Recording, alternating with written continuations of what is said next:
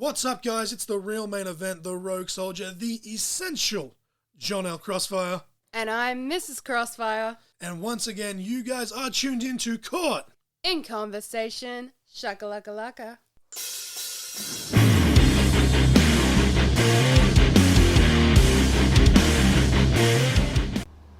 Welcome, ladies and gentlemen, to episode 89 of Caught in Conversation. As always, I am your host, the essential John L. Crossfire. Joining me again today is Miss Nova Lee, and I shit you not, I've just sat here for the last hour trying to fuck around with my microphones, because like usual, every time Miss Nova Lee jumps on the pod, something goes wrong. I don't know what it is. Well, it's going to keep getting wrong because you just made me your co-host. Yes, well, you've been saying for ages that you're the co-host, but you're more often than not, you're going to be the permanent co-host. And as I said earlier, even when I do some interviews, probably not every episode, but we'll try and get most episodes, get Nova Lee on, and because I'll obviously have the core 5 questions and then other, questions that go from the conversation, but you may have another question spurring off the conversation, and I'm saying conversation for a show that is called Caught in Conversation. But no, I redid the logo. I actually like it more than like the original, which is kind of annoying because I paid for the original to be mad. The original one's cool, but I feel like this one it's simple. It's more simple, but I feel like it's more professional and it's more effective. I assure you, the quality of the show is not going to go up anymore. You're still going to have me dropping F-bombs here, there, and everywhere, and stuttering all over the place. And for the most part, it's going to be one take. Every now and then I may have to, edit out some dead space. With this episode, because I've got to write stuff down, there might be dead space. But hopefully my official co-host, Miss Nova Lee, can fill in any blank spaces needed. But yeah, I don't know. Every time we're using my USB mics, and just then when I've done the sound check, it's actually probably the clearest these mics specifically have ever been. So hopefully once this episode's done and dusted, it'll keep up. My levels on my laptop screen are looking pretty good. So yeah, but today, obviously, as you can tell by the thumbnail and the description and yada yada yada, when this does go out, we're recording Friday afternoon. It's just before 5 p.m. I'm aiming to drop this at 12 p.m. Saturday, so tomorrow, just as SmackDown is starting, because obviously, usually I put episodes out on a Sunday, but this week it's the Royal Rumble. And we're not doing another Mark-A-Palooza episode for the Rumble this year just because of life, unfortunately. Probably still do the watch along or the Rumble along for the actual Rumble, but yeah, hopefully next year, 2025, we'll get to do Mark-A-Palooza 2. 2025's our year! And hopefully we can get someone back on, preferably Atticus Sling, because the first one we did with him was really fucking fun. Yes. But yeah, today we're doing Mark-A-Palooza, I believe it's Mark-A-Palooza 6, Jurass-Kickin, Wrestlers vs Dinosaurs, and I've already got the idea for the next one, and it literally spurred off a dream that I had a few days ago, and I had 3 people. I had Samuel, I had DPC from What If It's Cool, and even Mrs. Crossfire Nova Lee herself said, it could be a future, Mark-A-Palooza episode, and that was the dream I had about the intergalactic fucking wrestling show, and for some reason the government paid billions of dollars for me to captain a space cruise ship, and I don't even know. I don't know, it was an hour and a half nap, but it was fucking wild, and then I swear to God, those brownies I made, not hash brownies, just dude, those brownies you made were amazing, though. I'm sorry, my levels just went crazy up, so if you are listening in earphones and it's too loud, my bad. But so basically I've pretty much got it worked out in my head. It'll basically be the exact same format as this one again, where we'll put people out, get people to vote, yada yada yada. I enjoy this format the most. Yeah, it's fun. So basically it'll be Wrestlers versus Aliens, or just if I can rip off a movie, it'll be Aliens versus Wrestlers, and I'll try and do like a little parody of the Alien versus Predator kind of thing, and it'll be Wrestlers versus famous aliens or space creatures. So I'm talking the Xenomorphs from Alien. I'm talking Marvin the Martian. Shout out Paul the Alien. Yes. Samuel said I should tag team him with Matt Riddle. Spoiler alert, the vote is going to be Paul versus either Matt Riddle or Rob Van Dam. Yes, and for the first time ever, if it does come to 50-50, I'm just going to say fuck it, and it'll be a triple threat, and there'll be a third reaction just for that one match. But hopefully it doesn't come to that, because that's more work for me with the graphics. But yeah, basically famous aliens like Alf, for example, right? Yep. And then it will be the same as before. If we've used one universe, can't use the other. So obviously if we say Chewbacca's a Wookiee, but he's a space creature. So if we say Chewbacca, then all the Star Wars creatures like Jabba the Hutt and shit like that, they're out. Same as Marvel, right? I could say Groot or Drax or Mantis or something like that. Yeah. That's it. Marvel's done dusted. But yeah, so I don't know when we'll do that. Hopefully sooner than later, because I really enjoy doing this stuff with you. I'll be taking these mics with us to my Sydney trip, which, as I record this, the stitches should be out, but got pushed back. Is what it is.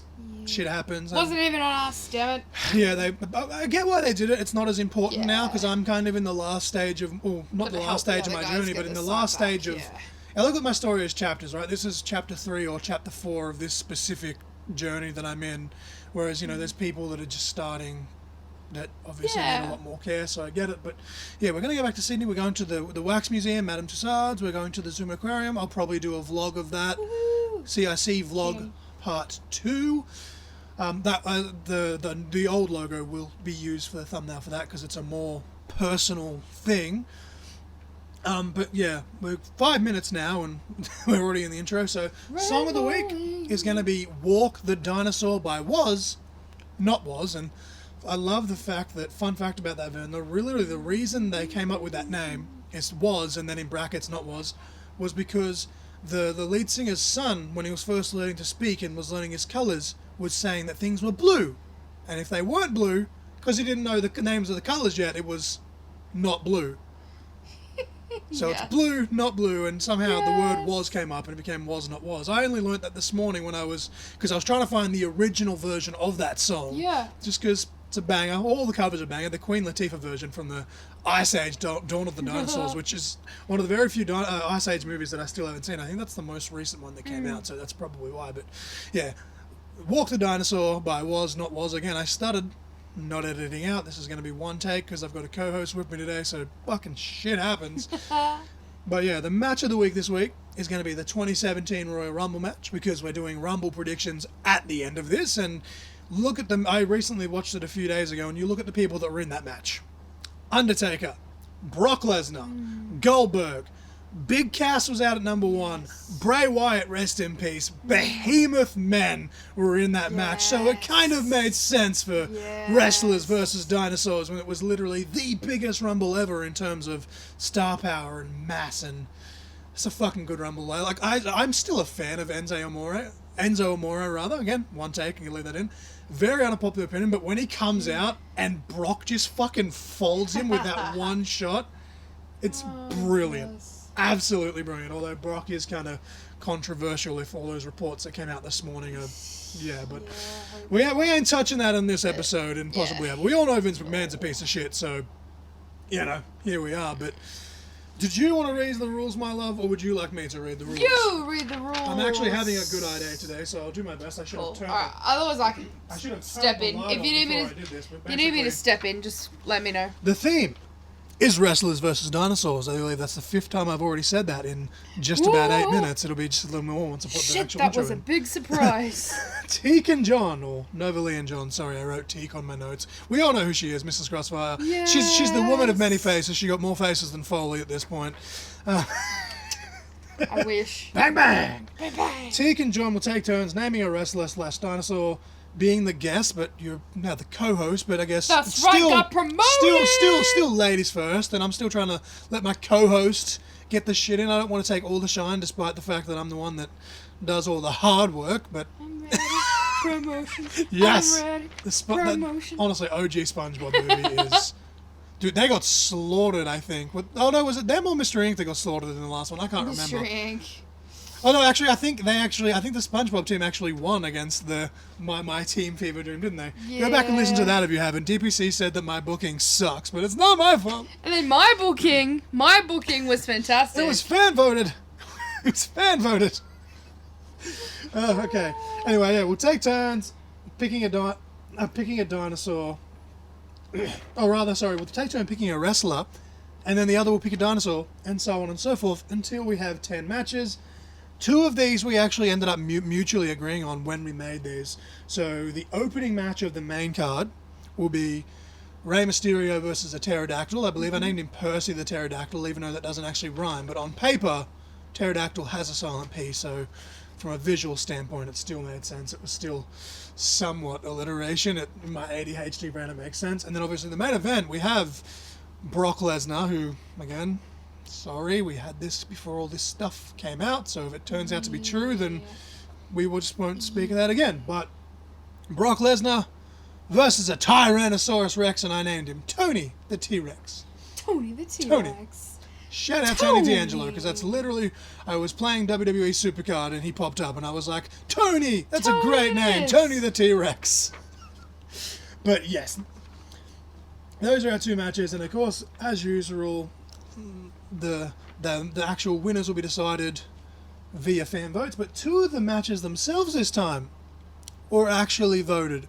We had the tag team match with the Triceratops twins, who I chose. Or who I chose, rather. I'm doing great here. We're rolling, brother. And then you chose the Brachiosaurus. Yes. And we had a fan vote for that too. And obviously, Usos and Lance Archer won that. But yeah, similar to the prior ones, we'll book them in our own order. We'll discuss if any of the matches are in the same order, obviously, besides Ray in the opener and Brock in the main event. They automatically get locked in that place. But other matches, we'll discuss. If we can't come to a decision, literally we'll flip a coin. Mrs. Crossfire, being my esteemed co-host, will call heads or tails. I'll turn the volume up on my phone, seeing as how I don't have my soundboard, so I can't Bluetooth it, but it worked last time. Just had the effect there, rather than me have to edit it in later. And yeah, the final card will be 2 pre-show matches, 8 main card matches, and as I already said, I'd read it out of order. Matches will be posted for fan votes, so we can't share our own until the matches are booked, and we're going through it. And again, if y'all are mad about the winners, blame yourselves. 9 out of 10 times, the listener votes trump what either of us think. There was a few in the last one where we both chose the same person or team, and social media just went, nah, fam. And a lot of these are one-sided. A lot of people voted mostly wrestlers. Shout out to Savannah Rowe, being the harlequin she is, the misfit she is. She just voted for all the dinosaurs. She probably wants a pet dinosaur as much as she wants a pet hyena at this point. Wouldn't surprise me. But yeah, once a wrestler or dinosaur has been used in a match, they can't be picked again. Obviously, dinosaurs being a prehistoric being, and there's debate as to whether they were or were not real. I think 100% those bones are real. You can't tell me otherwise. You're entitled to your opinion if for whatever reason you think they weren't real. But yeah, if a dinosaur species has been used, you just can't use that same species. Obviously, dinosaurs are all part of one universe is what I'm saying. This universe. So if a wrestler or dinosaur is used, all of their gimmicks, brother. I'm sure Tony the T-Rex moonlights as a pterodactyl, chucks on some wings. I don't know. But yeah. I actually... I named 90% of them in terms of like their actual name. I think you helped me with this Styracosaurus. I actually said it right on the first time. I literally Googled how to fucking pronounce that. And the Nigersaurus, I don't want to be cancelled. I know what it looks like, let's be honest here, but this ain't that kind of show, right? It's all good. But as always, the most important rule is have fun. So with that being said, I'll flip this paper back over, and I'll put it there, I'll put my pen there, and now I'll move a little bit, I'll turn my mic, and hopefully my audio just got clearer. My levels are actually lower now, so maybe... There we go. Yes, here we go. I'm going to leave all this in too, so whoever actually listens to this, again, you get what you pay for. This is a fucking free podcast. So you get nothing. You get nothing. In order that they were made, we have Rey Mysterio versus Percy the Pterodactyl. Again, it starts with a P, so when I'm writing it down, it made sense. We have Brian Cage versus Stanley the Stegosaurus. Stegosaurus. I almost said Stegosaurus, like Steggles! Yes, Steggles nuggets. I know there's dinosaur nuggets. Do Steggles actually do dinosaur nuggets? They do the dinosaur nuggets. Okay. They are the premium. Shout out Steggles, nuggets. Even though you sponsor the Sydney Roosters, you fucking fucks. Match number 3. The fan-voted Lance Archer versus Mrs. Crossfire Novalee's Brent the Brachiosaurus. The fan-voted tag team of the Usos versus the Triceratops twins. They don't get first names because they're just the tag team, so they're a pair of twins. We have The Undertaker, and on the thumbnail, the match graphic, if you will, I made it Ministry Taker from the 90s with the badass goatee, taking on Pedro the Protoceratops. We have Britt Baker versus Nicola the Nigersaurus. Kane, again, it's 90s Kane, debut Kane with the mask and the one sleeve, and that's gotta be Kane! That's gotta be Kane! Versus Vlad the Velociraptor. I actually had to Google names starting with V without being too, because again I was thinking Vince, and then I was like, oh no, people are going to associate that with a certain someone. Vince McMahon, damn it, such a good pal. It's so annoying because he's a fucking scumbag of a human being, but you can't talk about professional wrestling without thinking about him at this point. So I don't know why, but for V, I was thinking Vincenzo. Well, that's literally, it was Vincenzo the Velociraptor, but he was going to be Vinny for short. Yes. Anyway, we've got Casey Navarro versus Mercy the Micro-Raptor. Now, I actually named this raptor, this bird dinosaur, as a reference to Mercy the Buzzard, and it was before Bray even passed away. So now I'm definitely not changing it. It's my little half-assed attempt at, tributing Bray Wyatt. Not that anyone that he knows will ever see this, but from a fan perspective, this is my little nod to Bray with the name of this Micro-Raptor. Sorry, not Velociraptor. The Velociraptor was the match previously. And then, Beth Phoenix versus Steph the Styracosaurus. And of course, the main event is definitely locked in place. Will be Brock Lesnar versus the Tyrannosaurus Rex. But before we get into that, real quick, because we like ranting, and I like ranting, and ironically, we all love ranting. Ironically, people tell me all the time, they're like, oh, you must love the sound of your own voice. No. It's one of my... I can't listen to my voice back. I hate it. I don't know if this is some sort of mental issue that I need to talk about when I eventually get therapy, but I literally hate the sound of my own voice. And doing play-by-play commentary and running a podcast makes this very difficult because I enjoy doing both. Act of doing both. It's like with my ring announcing, I want to hear myself back because I want to go, okay, where the hell did I fuck up? I want to clear it up. I want to fix it. I want to concentrate it and do better. But at the same time, I fucking hate the sound of my own voice. I was actually going to... I just enjoy talking and shooting. I was actually going to shout that out at the end when I was doing the plugs and stuff and say, follow ECW at Extreme Capital Wrestling on Facebook, at Extreme_Capital_Wrestling on Instagram. I was going to plug that at the end, but we're 2 weeks removed from the show, and that's why I was going to throw it out. And honestly, I hate using the word botch because a lot of the time, for example, that's used for wrestlers. The fans don't know it's a botch unless the wrestlers really kind of make it noticeable. The only botch you made was you got a bit excited. You announced that the following contest was the women's match, and we were up to Bo versus Grime. But I think we covered that. In all seriousness, when the show's over now, this is outside of kayfabe. You were genuinely excited, and at the same time, you were having headaches because we'd had thunderstorms all day, and you just skipped a line on your notebook. Shit happens, right? But as far as your actual announcing, your voice cracked when you announced Robbie, and you were like, I'm so sorry. But it's like, no. It's kind of technical difficulties the mic cut out. Because the mic was cutting out, and you tried to talk louder over the mic, which then caused it to crack, your voice crack rather, because you're trying to talk over the technical difficulties. But no, the only mistake I would say you made the whole night, and I'm still going to stick to this, the only mistake I saw you make or heard you make was when you accidentally announced that the following was the women's match. And we covered that. We're just like, look, you're excited. And at the same time, you were. The whole fucking card, dude. So excited. I cannot wait then nervous, until... anxious, I'm still waiting myself to hear from, ECW management as to when the next date is. And I've got the poster half made. I've literally basically just got to slap the date on there and the QR code, and it's there for everyone to see. So excited to hear a date. Cannot wait. It was a fucking fantastic show. I think you did a brilliant job, and I'm not just saying that as your husband. I'm saying that as your co-worker, as someone that has done ring announcing along with play-by-play, and I'm glad I don't have to do ring announcing because you did it so much better than I did. Now people say people actually said on the Facebook page, they actually shouted out mine and Devious Dave's commentary. I usually hate doing live commentary per se, but I'm enjoying the fact that me and Dave were still able to get the crowd over, and everyone that I've talked to though, fans though, and family and friends, they all did say that, no, I'm throwing it over to you now. Oh, I thought you meant with you. Yeah, I'm saying... No, I had that with a person... No, well, I did not get feedback, but even my sister, she's not a wrestling fan, but my nephews are wrestling mad, and they're dinosaur mad as well, especially the youngest one, as well as her fiancé, and that's where he obviously gets from. Absolutely dinosaur mad as well, so hopefully he gets a chance to listen to this episode, but big wrestling fan. So my sister, tagged along. She had a great night, and she even said, you did a great job, you were, and I kept making jokes in the vlog about, the wig not being on or being on. But no, once you had the wig on and you did your makeup, I just wanted to feel confident. You were, dare I say, in character. You were almost like a different person.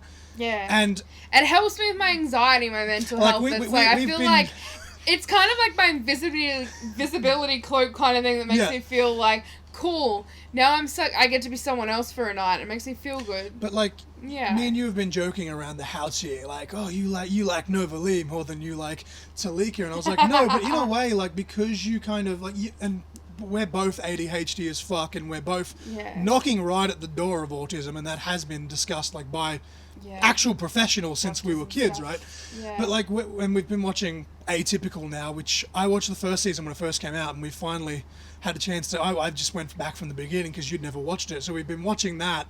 So it's like it's kind of being more and like the Love on the Spectrum stuff that we've been watching. Yes, that we love watching the Love on the Spectrum show as well because it's awesome because everyone deserves love. But we both are really great at masking. I feel like this podcast, you know, for the most part, I can be depressed as fuck, and I'll be honest on here, and I'll be like, look, guys, I'm not doing good. But then, literally in the next breath, I'll be like, we've got to get this done, and I'll just go on with the show, and I'll be entertaining, and I'm glad that I can be entertaining to someone or kill time while they're driving or working, whatever. Like, you know, that it is what it is. But I feel like we both do a great job of masking, and I feel like for me, in that moment, sitting at the commentary desk, watching you with the big smile on your face and your confident, and I know that is deep down inside you, that's who you are in a way. Yeah. So that's why I was kind of like, no, Nova Lee, I love that bitch, and I'm using that word because she's technically a fictional character. Because usually you're a biche, you know, like it's like even, I ain't no bitch, like Vixen calling herself the hardcore bitch. I feel so weird saying that because I'm like, she's not a bitch, she's a lovely, lovely woman. But I just see it as like sad bitch. I'm like, I ain't no fucking sad bitch. Honey. On that night, Nova Lee was that bitch. Miss Ruby July, who held it down as the boss bitch, as she called herself. But yeah, no, it was a fucking awesome night. And again, we always rant on this podcast, but I just wanted to bring that up because I was like, you know, I'm just gonna kind of turn this light on. That did nothing. I'm going to quickly run and turn the normal light on, and I'm not even going to edit this out. I don't even care. Run, damn it! To turn the light on. Run, John! Run! See, if I wasn't so lazy, I would literally edit the Scooby-Doo fucking... Do you know when they're like running from monsters? Yeah. Okay, I'm back. Whatever. You could probably tell that by the fact that my audio got louder. But no, I just wanted to like quickly bring that up because I was just like, you know... You did great. It was awesome. I kind of lost the point halfway through, and I forgot where we were honestly up to at this point. But yeah, no, like. Sorry, ADHD. But yeah, wrestling. We're here to talk about dinosaurs versus wrestlers. But before we get into that, and now people listen to this are going to be like, really? Before we get into that, no. Before we get into that, this is related to the actual episode. We're going to go through, and we were kind of discussing this before we were recording, but we're like. Favorite dinosaurs, or favorite dinosaur rather, like in terms of species, but then it's like favorite pop culture dinosaurs and favorite dinosaur movies. So, I want everyone to comment, let me know the answer to those three questions. What is your favorite dinosaur? What is your favorite dinosaur related movie? And who is your favorite dinosaur related pop culture character?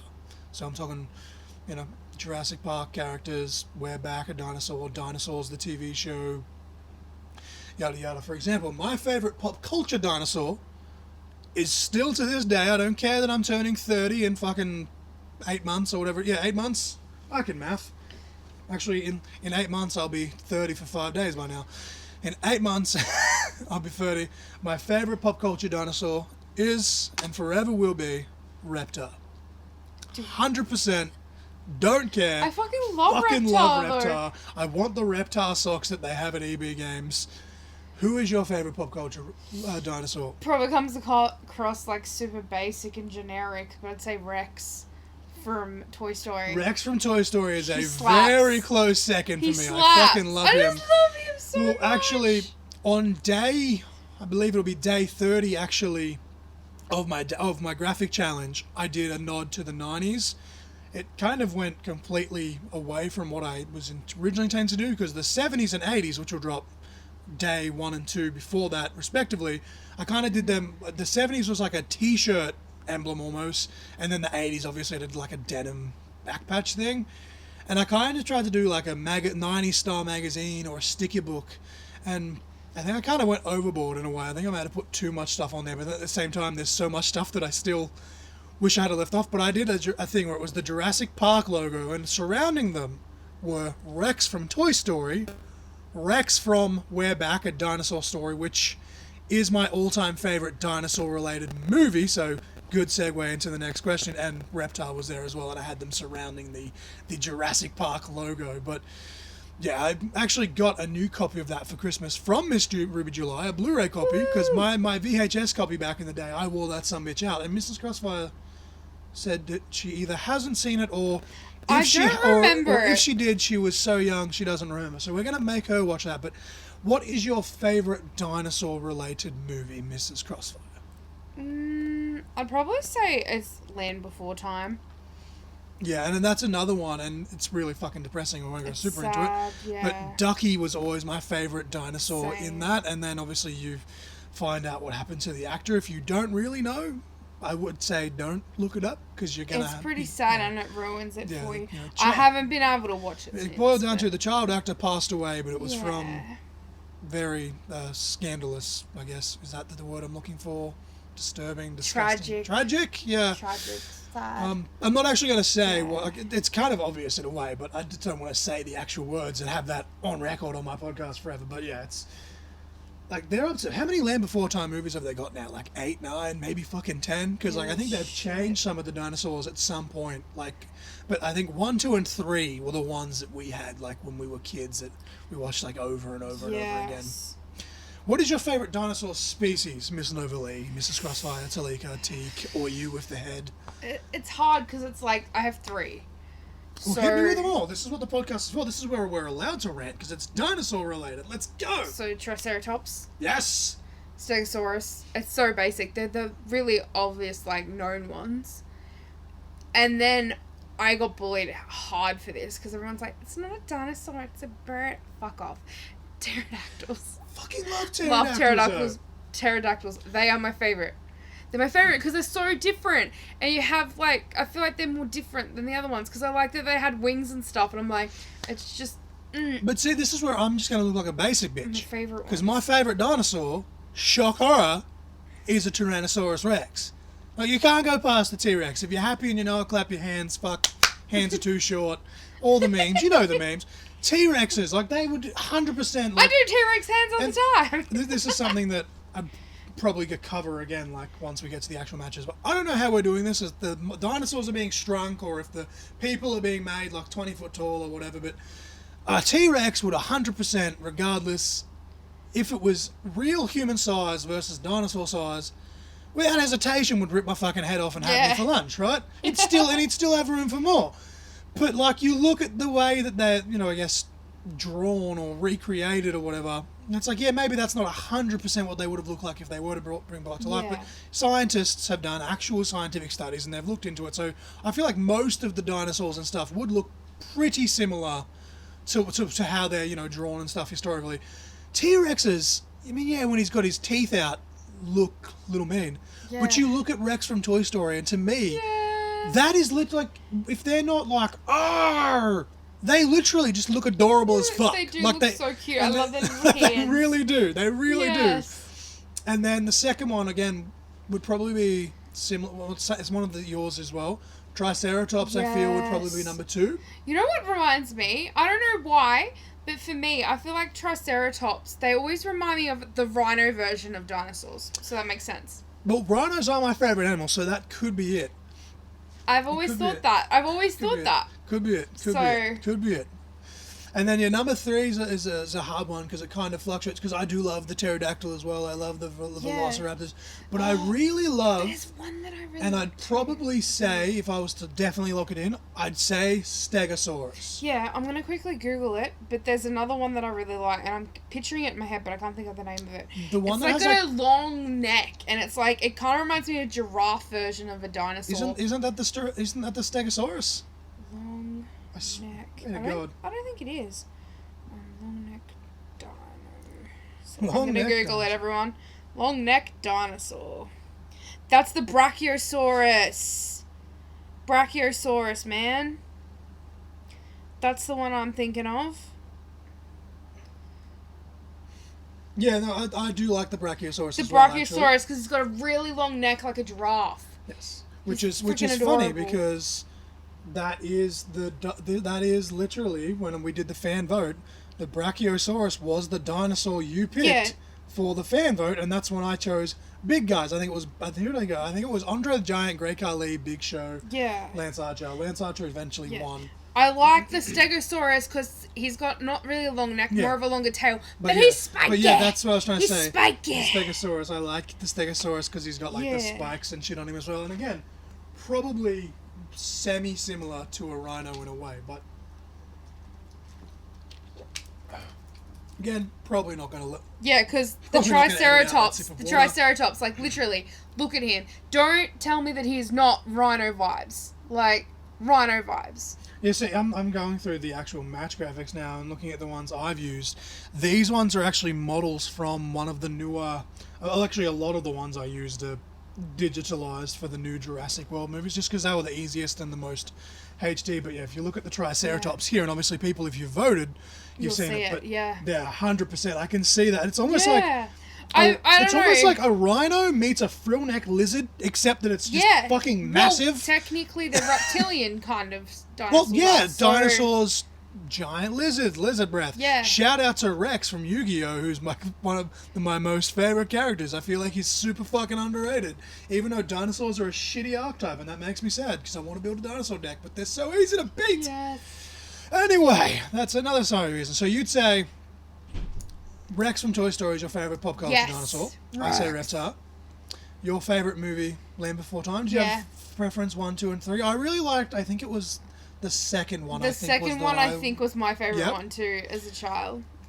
And then, so mine is, as I said, We're Back, A Dinosaur Story. And your top 3 is, what'd you say it was? You said Triceratops? So it'd be, Triceratops, Stegosaurus, and then... The Pterodactyl. Pterodactyl, but Pterodactyl's number 1. The other 2 are kind of like on par with each other. Yeah, so number 1 for me, Tyrannosaurus Rex. I almost said Reptar again, because he's a T-Rex himself. So T-Rex, Triceratops, Stegosaurus. It's pretty funny. I love that spiky little sumbitch. Because it's like, I like Rex because of his little hands. So I do like T-Rexes as well, but I feel like those other 3 are like my main ones. And honestly, the voice actor for Rex is yeah, I feel so bad because that dude is in everything.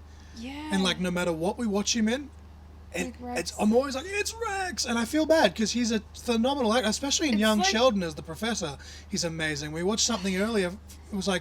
It was literally like a week ago. It was like really early 2000s, and he was in it. I think he was actually like, I don't know if he was a villain per se, but he was kind of a dick in it. And I was just like, no, Rex has turned heel. Like, this is super ADHD, but it's like the guy that plays Ham in Toy Story. Every time I'm like, that's Ham! He's in Cheers. How good is that show, though? Yes. Everybody knows your name. But yeah, did you want to start this off? We'll go into the actual card now because are we going like one by one, or we're reading it all out? So just to go back, it's like match one. I'll quickly read through the matches that have been made in the order they were made. Okay. So number 1 was not completely the order it was made, but number 1 I'm reading because it's been locked in as the opener on the main card. Rey Mysterio versus Percy the Pterodactyl. Again, starts with a P. It made sense when I wrote it. Brian Cage versus Stanley the Stegosaurus, Lance Archer versus Brent the Brachiosaurus, Usos versus Triceratops, Undertaker versus Protoceratops, I'm sick of reading their full names, Britt Baker versus the Nigersaurus, Kane versus the Velociraptor, Casey Navarro versus the Microraptor, Beth Phoenix versus the Styracosaurus, and the main event, Brock Lesnar versus the Tyrannosaurus Rex. But obviously, as I said, 2 of those have been locked in as the opener and then the main event of the main card, which is 8 matches. So that means we've got to do 6 more matches and lock them in on the main card and decide 2 pre-show matches. We got a little bit of heat from our last episode for putting MJF and Shooter McGavin. MJF, Shout out to Samuel, who sent me on the pre-show message completely out of context, and I knew exactly what he was talking about, and it fucking popped the shit out of me. But Mrs. Crossfire / Novalet, I'm going to keep calling you Mrs. Crossfire. It's a really bad habit. I'm so sorry. It's fine. I'm happy with either. What match did you put down for number 1 on the pre-show? It was hard.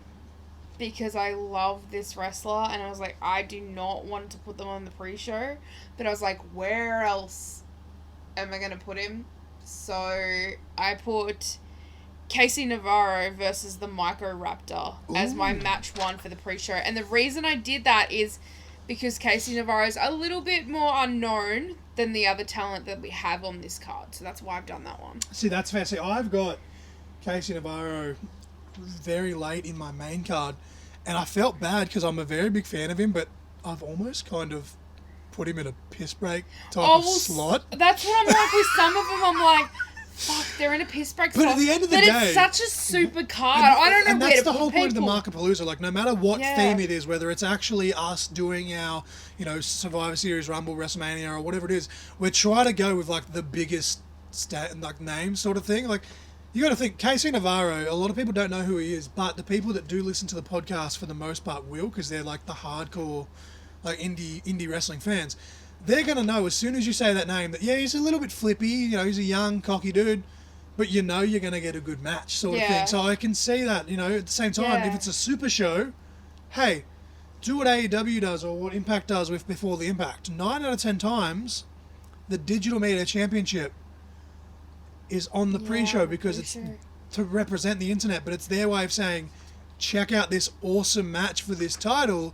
If you liked that, buy our pay-per-view for more. It's a nice little teaser, like a teaser match. Like even, WWE have even done it now with Crown Jewel, the last Crown Jewel they had. Sami Zayn versus JD McDonough. Sami Zayn was the most overdued in that building the entire night, and he was out first before the actual card had kicked off. Yeah, no, it's hard. So, when you said you really loved this wrestler, I was like, oh god, are we going to agree with the first match? But I've chosen a wrestler whom you really love her. My first match on the pre-show is Dr. Britt Baker, DMD, versus Nicola the Nigersaurus. Right. And again, I feel like Britt, very charismatic wrestler. She's done really nothing in the last little bit at AEW, which makes me sad. Cause I get it. She kind of ruled during the pandemic, so maybe she was shoved down our throats. But I think she's a phenomenal talent, and she's still a dentist in her day job. She juggles both successfully, which is amazing. Because I couldn't do 2 things at once as it is when it comes to that kind of stuff, let alone being an actual dentist and a fucking good one, from what I've heard of that. So how do we do this? Do we go character work? We go flippy shit. We can flip a coin. You can flip a coin if you want, but I feel like I'm going to fight for Casey to have it. Okay, so because I think, like you said, you made a good point. You made a good point for me. You've swayed me here on my own vote. I mean, we'll go through our entire card anyway before we lock them in, just in case. Because again, if we've got some that are the same, there's some that I'm like, I've literally last minute before, like while you were trying to get the mics book, I'm like, nah, and switched them around. So what was your second match that you had on the pre-show? My second one was going to be Britt, but then I scribbled it out and changed it to someone else. Okay, so what have you got? So I went with Lance Archer versus the Brachiosaurus, and the reason I've done that, no heat here. No heat, no sweaty nip bits coming for me. I'm an ex-houser, I'll fight ya. I watch UFC. I know what I'm doing. Anyway. She says that in jest, by the way. It's a running joke of us. So I had a family friend that got in a fight once and literally told a dude that they were going to make said dude tap out because they watched UFC religiously, and now Mrs. Crossfire. I'm still a bogan, so I'll fight ya. But anyway.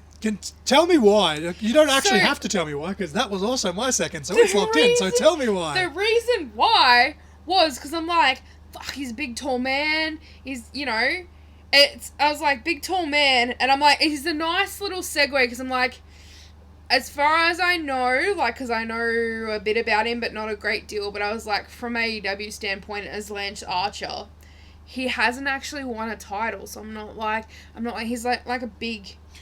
big guy. In New Japan, he's very well known, but more of the mainstream fans mainstream with the fans that have kind of, you know, come over, the casual fans, I should say, that watch AEW because it's mainstream, whereas New Japan isn't. It's getting tongue-tied here.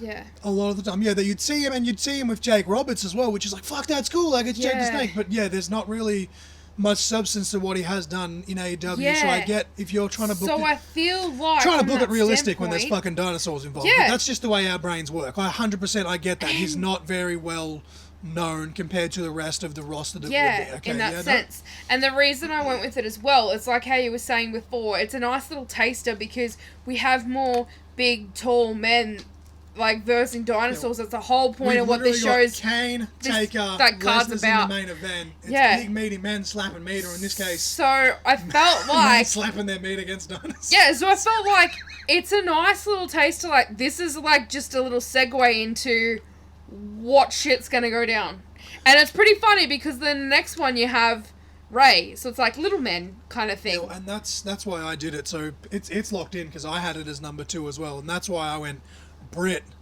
with the Nigersaurus, because it was like, here's a women's match, here's a big man match. Yeah. Open the card with a little man match or a high flyer match, but because it's the actual opener of the card, it'll be amped up just that little bit much anyway. But no, that's why, because so I was kind of like full pack, lots of energy, Casey Navarro, Microraptor, match 1 pre-show. Then I'm like, match 2, Lance Archer versus the Brachiosaurus. So even though we had... And I've done that because I'm kind of like... It's kind of like you've got Goliath versus Goliath. Not Goliath, sorry. Behemoth versus Behemoth. And then it goes into Ray versus Percy, the pterodactyl that we've kind of slotted in there. It's locked in. So that's kind of like your Goliath versus Goliath. So I'm like, it's a nice little segue and matchup just to give you a little bit of like diverse range. Even though the pterodactyl is a flying, dare I say, flying type dinosaur, so like it's a fucking Pokemon. But it would still be bigger than Ray because it's Ray, so it's still like David versus Goliath in a way. David versus Goliath kind of vibes. I get what you mean. But I get what you meant. But so that's why I did the same thing where we've had the exact same thought process. We've just slotted a different match ahead of it. So, no, that's fine. Number 2, I feel like we've probably talked about it too much more because I agreed with it. But, number 2. So, obviously, cool. That's locked in. Pre-show match number 2. We'll come back to it when we come back to it. The opener, Ray versus the Pterodactyl. What did you have for match number 2 on the main card? So, my match number 2... I had Brit versus the Nigersaurus there. Okay. Because I thought, that'd be great going into a female match now. So then I was like, just gives you that more diversity on the card. I went from that to Brian Cage versus the Stegosaurus because Brian Cage is kind of a hybrid performer where, so from my mind, I went Brit versus Nigersaurus, Archer versus Brachiosaurus. Open it with the high-flying matchup of Ray versus the Pterodactyl, where the Pterodactyl's just that little bit bigger, so kind of overpowers him, but still does stuff. And then you've just got Cage, who it's almost big man versus big man again, because it's dinosaur versus machine here. But then Cage, he's a little bit more agile than himself, and you've got to think, if a Stegosaurus was capable of doing what humans do, I feel like it would be kind of, agile and almost Bianca Belair-esque, where she uses the hair as a weapon and use it for unique offense. Like, I feel like, the fucking Stegosaurus would start doing flips and shit and so on. So I've kind of booked almost 2 flippy matches in a way, but the second match is a hybrid match. It's a strong style match mixed with a couple of feats of athleticism and yada, yada, yada. But what match did you have for number 3? So I'm probably going to get heat for this because it's kind of like mid-card kind of piss break, right? But match number 3 is match number 3. Some would view it as more important than match number 2, but if you book a card right, like the ECW card was, trying to go with it'll go, Well, that's what I mean. Every match, I'm trying to make it's a super show. There's no piss break. Like, you better get up and piss at intermission because you don't want to miss anything. That's kind of what I was anxious about. I'm like, people are gonna fucking give me shit for this. This is your card and my card, and then we smushed them together to make it our card, and people will still complain, and that's okay. Fuck them bitches. UFC fighter here. No, what did you kidding. What did you have from that? I need to give you more caffeine more often. It didn't help. I had red cordial before this as well. Jesus Christ. Motherfucker. What did you have for match number 3 on your main card? So I had... We'll rapid fire through these, and then if we've got one that's the same, we'll... Yes. Okay, so I have Kane versus the Velociraptor. Because I was like, okay, so you got Brit and the Nigersaurus, And then I was like, then you go into big guy as well versus big guy. We'll just rapid fire through these ones.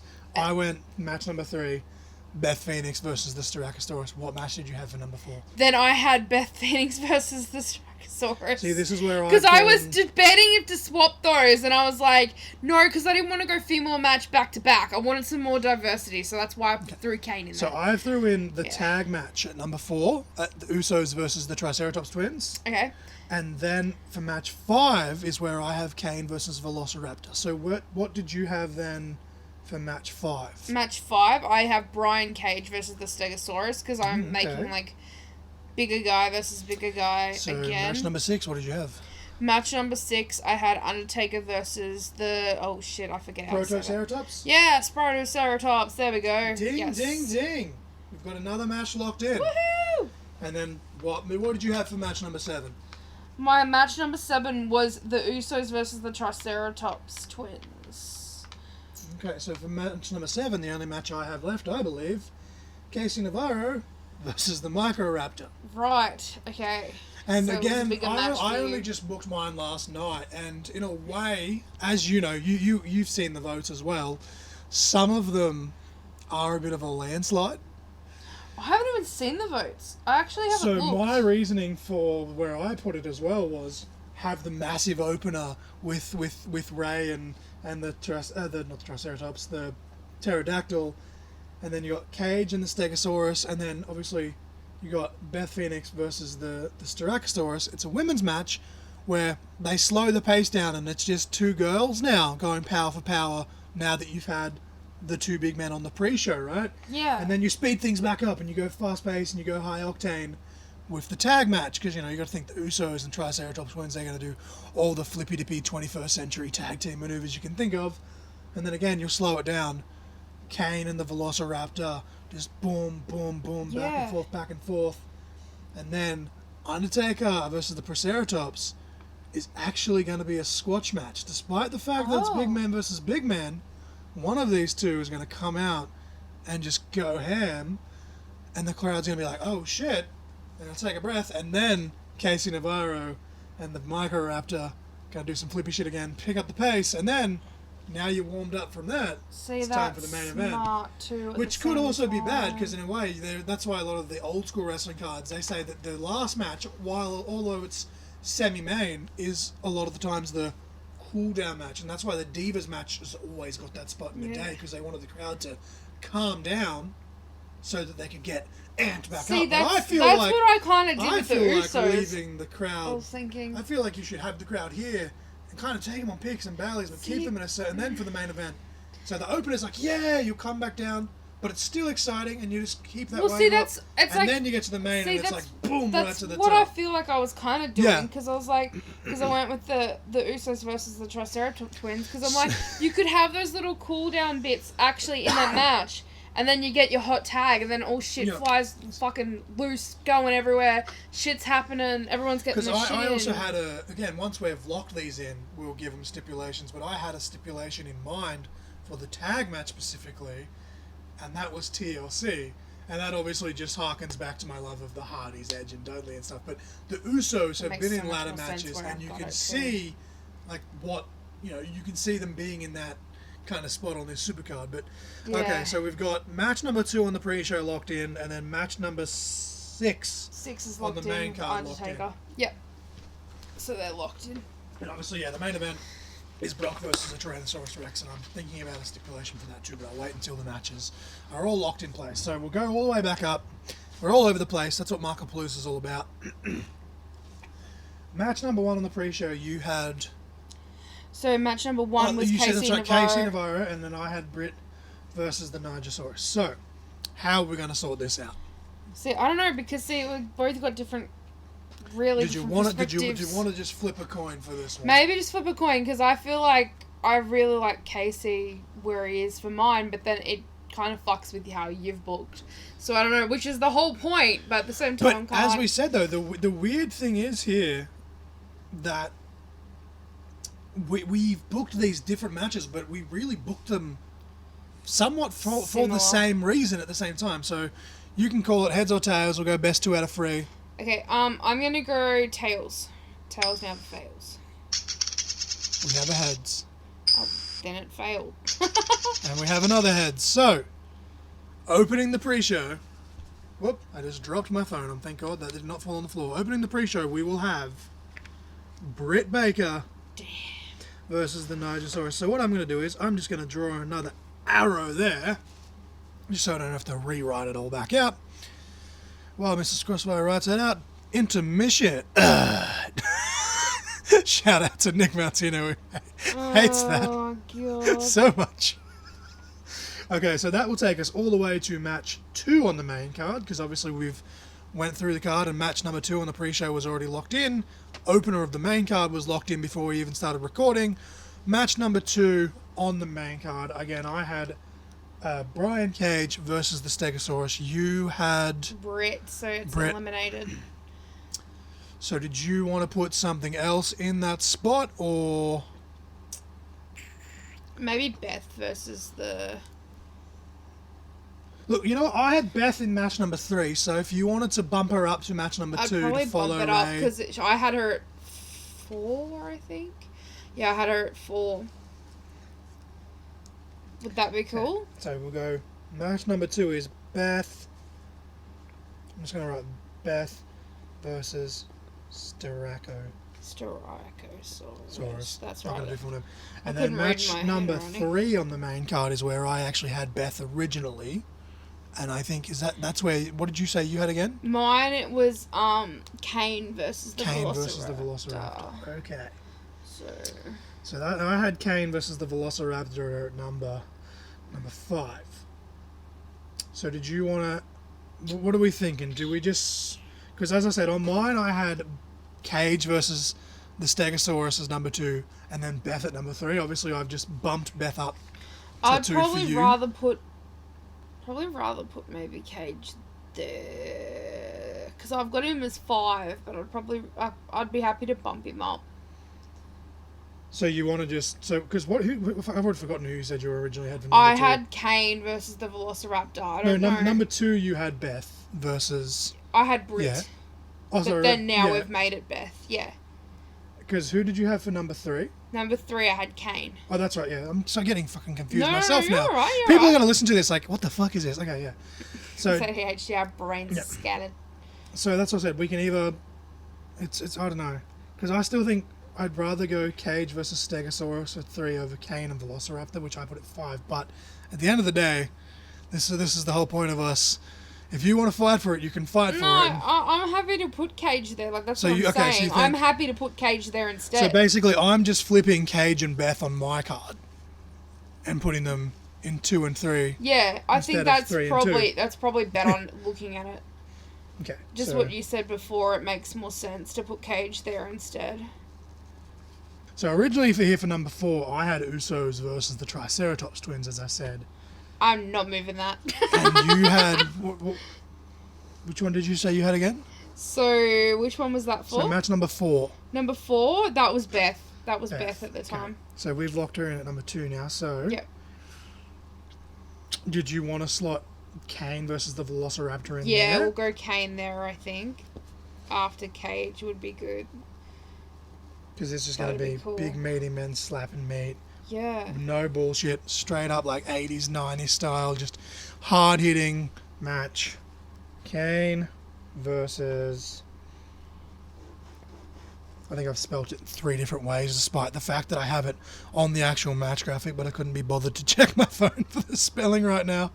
Okay, so far we have on the pre-show Brit versus Nigersaurus, Lance Archer versus Brachiosaurus, and now we've got opener, which is Ray versus the Pterodactyl, which was already locked in. Match 2 is Beth versus Styracosaurus. 3 is Cage and the Stegosaurus.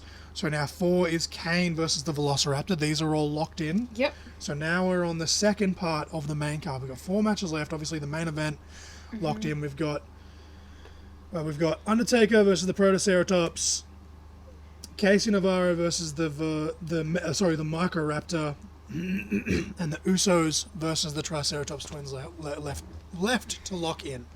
So what did you have again for match number 5? Is that Number 5 was Cage for me. was Cage? Yeah. So that's where I had Kane versus the Velociraptor. So we've got Usos and Triceratops twins, Undertaker versus Protoceratops, and Navarro versus the Mark-A-Palooza. Wasn't Undertaker locked? Didn't we have that in the same spot, both at 6? Oh, yeah, sorry, I've that's already locked. I've drew an arrow there. No, you're It's right. just very smudged and I couldn't see it. You're right, My so bad. that was our locked one. Sorry, so we have 2 matches left. Yeah, we got 2. Match number 5 and match number 6. So we have the Usos versus the Triceratops twins. Mm-hmm. And then we have Casey Navarro versus the Marco-Raptor. It's hard because I really, really want the Usos to be match 7. Especially if you're going to go and make the stipulation DLC, because I just feel like that's going to be really cool to be there. But at the same time, I don't know. So you're saying essentially you want to have a double main event? Yes. Yes. You know what? Fuck it. We're doing it. We're locking in We're right doing now. it. Yeah! Casey Navarro versus the Raptor will be match number 7. Casey versus Micro. Fuck it. Usos versus Tri. I'm not even writing the full word. Yeah, so Casey's going to be number 5. Yeah. Yeah, cool. So our full card Sweet. from top to bottom, and then again, people are like, why do you keep repeating yourself? Because it's written right in front of me, but because I have ADHD, I'm still getting fucking confused. No, it's fine. It's, mine is super messy too, and I'm So, like, fuck. our final card. Pre-show. Opening with Britt Breaker versus Nicola the Nigersaurus. Lance Archer versus Brent the Brachiosaurus. Our main show is Rey Mysterio versus Percy the Pterodactyl. I'm going to try and do all the names because I'm doing the official announcements for the card now. It's a full preview, brother. Match number 2. We have the Glamazon Beth Phoenix versus Stephanie or Steph the Styracosaurus. Match number 3 is the Machine Brian Cage versus Stanley the Stegosaurus.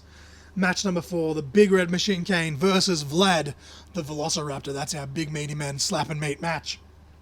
Match number 5, we have Casey Navarro versus Mercy the Micro-Raptor. Yeah. Match number 6 is the Undertaker versus what was the Protoceratops' name? I can't remember. I can't even remember. Pedro the That's Protoceratops. right, because you were going to call him Percy or something, and then you're like, wait, no, the other one's Percy. Yeah, I almost called him Percy and then fucking realised that I'd already called the other one Yeah, Percy. because I was like, Pedro Pascal, Pedro. Yes, that was a... Yeah, that's actually... There you go. See, yeah, that's one of the ones that Mrs. Crossfire did actually name. Couldn't remember off the top of my head which was which. And then, yeah, we got... Semi-main will be the Usos versus the Triceratops twins, of course. The main event, Brock Lesnar versus the mighty Tyrannosaurus Rex, Tony the T-Rex. I'm really, really wanting, and I don't know why, but in my head I'm picturing the main event somehow, some way, as a steel cage. Oh, hell yeah. Because I'm thinking, like, back in the day they had, like, the blue Yeah. bar cages, and then in the 90s went, like, the black bar. I'm thinking, like, it's a barred cage, but it's almost... You know, people joke about the Punjabi prison being a bad match, but I'm almost picturing it like a big wooden cage, and it's probably going to be like 100 feet long because there's a fucking dinosaur and a 20-foot tall Brock Lesnar in it. But it's reminding me of Jurassic Park vibes. If you The watch dinosaur escaping. if you look at the gate. match graphics, they were very Jurassic Park inspired. I was very happy with them. But yeah, no, I'm thinking there's like even like in the Flintstones or the versus the Scooby-Doo one where they had like the big cage, but it was like made of like it wasn't made of stone, but it was like the ring was made of like rubble and rocks and shit. Like I'm thinking like just a prehistoric form of a cage, maybe not a steel cage, but a prehistoric cage match between. I guess we'd have to like make the wrestlers bigger, right, rather than shrink the dinosaurs. So you have like a 20... How tall a fucking T-Rex is? Like 10 feet tall, 15 feet tall, 20 feet tall? I can't even remember like how... Because like you look at the models at like... 20 foot tall! You look at like the models and stuff at like the dinosaur museums. I feel like they're pretty fucking big, but I feel like a real one would still be like double that, right? Like especially when you go to the museums and look at the bones and stuff that they have that's literally from floor to roof with some of them. Yes. So I'm just going to say it's a 30-foot tall Tyrannosaurus Rex. If that is scientifically incorrect, then Fucking shamalama ding dong to you. It's called kayfabe, brother. Versus a 20-foot Brock Lesnar. So the Tyrannosaurus still has a 10-foot advantage, but Brock Lesnar's still big enough to where he can wrap his arms around the T-Rex almost. And I just really, in my head, picture Brock Lesnar hitting an F5 on a T-Rex. He did it to a shark once. It was a really bad shark. It looked worse than George, but it was for a fucking... I can't remember which pay-per-view it was, but it's a thing. He F5'd a shark in an actual promo. Jesus Christ. So, having him, I keep saying shrunk, having him enlarged to, 20, 30 odd feet tall, I could see him F5'ing a T-Rex. So you're going to lock that in that it's a cage match, yeah? Yes, go cage match. So it's a... That'd be cool. And then some smart ass that loves puns will be like, you already have a cage match. He's facing the Stegosaurus. Ha ha. But I don't have my soundboard connected, so... And whoever it is will probably be a dad, because that was a mad dad joke. Cage match. Okay, so I don't think the pre-show matches need stipulations. No. The opening match, would you put a stipulation on that, or just have it be a kind of Sammy David versus Goliath with like a lot of that's kind of the vibe that I was thinking. So just a regular match? Yeah. So obviously, okay, so Beth versus the Styracosaurus. Do we do anything for that? Because I was kind of thinking like an I Quit match, but I don't know if that's overkill. My throat is getting very hoarse right now from all this talking. That would be pretty cool, but... I wouldn't even mind an I Quit match with Undertaker, actually. But again, that'd be like a triple fucking main because it's so close to the others. Because my thinking for this is, Beth Phoenix was in the first ever female ladder match in OVW. Oh, yeah. Yes. Everyone says that, this match was the first women's ladder match because it was on WWE. It's like, no, they did it in developmental well before, like probably 10 years, if not longer, before it made it to the main roster. But the first ever female I Quit match in WWE history on actual, like, WWE on pay-per-view, blah, blah, blah, on the main roster was Beth Phoenix versus Melina. They didn't even really use many weapons. Basically, it was just a standard match with Beth Phoenix getting the win via submission, but instead of tapping out, she said, I quit. But there's still history there. Beth Phoenix was in the first ever I Quit match for women. Maybe go with that then, because I really like that. That's cool. I like that little tidbit. Because I love women's wrestling and stuff, and I'm not shitting on it, because friggin' I'm a woman myself. I'm fucking obsessed with women's wrestling. But it's like it's more like other people's opinions. It's not my opinion. Not my opinion at all. But like, guys always shit usually on, like, there's so many fucking sweaty neckbeards that shit on women's wrestling and make it piss breaks. So I was like, it's cool that you're adding like that. See, in hindsight now, maybe we should have had it left at match number 3 just to kind of build up to it a bit more, but whatever. Match number 2 is an I Quit match. Match number 3, Cage versus the Stegosaurus, I think just leave as a regular match. Yeah. No, Kane versus Velociraptor, again, regular match, just two dudes smacking the crap out of each other, I think. Yeah. I mean, we could go last man standing again like you did with Andre and Godzilla, but at the same time... You don't want to do too much like because I don't know if it's going to be TLC specifically, but I definitely want the Usos and them to have some sort of massive stipulation for their tag match. Yes. Okay, so just regular match for Kane and Velociraptor. Regular match for Casey versus Mark-A-Raptor, seeing as how he was originally on the pre-show for you. Yeah, yep. I think that sounds good. Taker versus Protoceratops. Do we give that...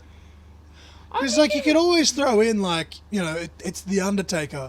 So you could always throw in, like, a casket match or a buried alive match, or even though it's Taker, not Kane, Taker obviously has a history with it as well. It could be, like, an Inferno match or something. Boneyard match. Right, like, there's so many options. Like, the Boneyard match was essentially just a buried alive match without a ring. But, like, there's so many... That'd be a sight to see. A fucking dinosaur-sized casket. Yes. Who the fuck is building that? How many Costco's building that. How many Costco's does it take to build a dinosaur-shaped casket? Someone answer that for me, please. Yes. You know what? You want fuck it? Casket match? Buried alive match? Casket match. Just straight up casket match? Casket match! Okay. Jesus.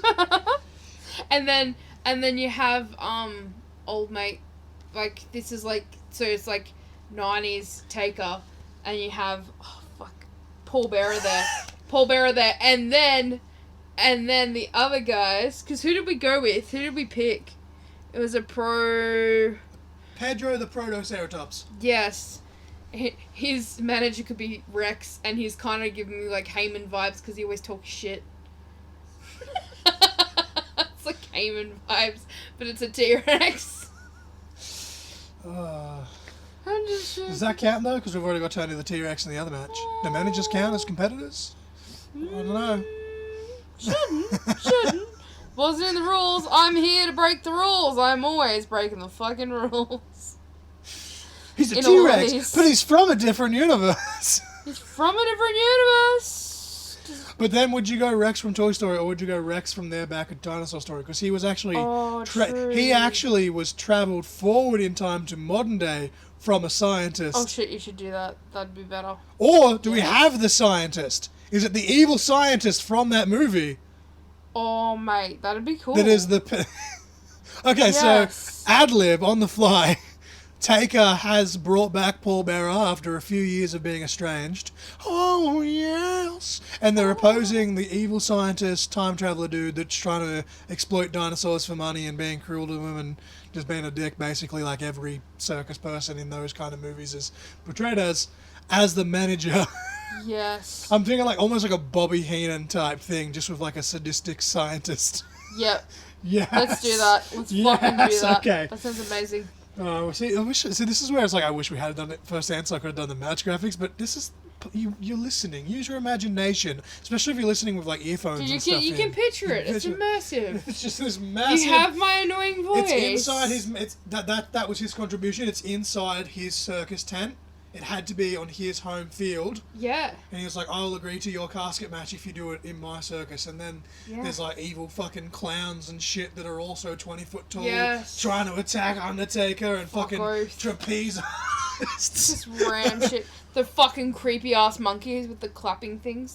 Paul Bearer punches one of the circus lions in the face. I love those.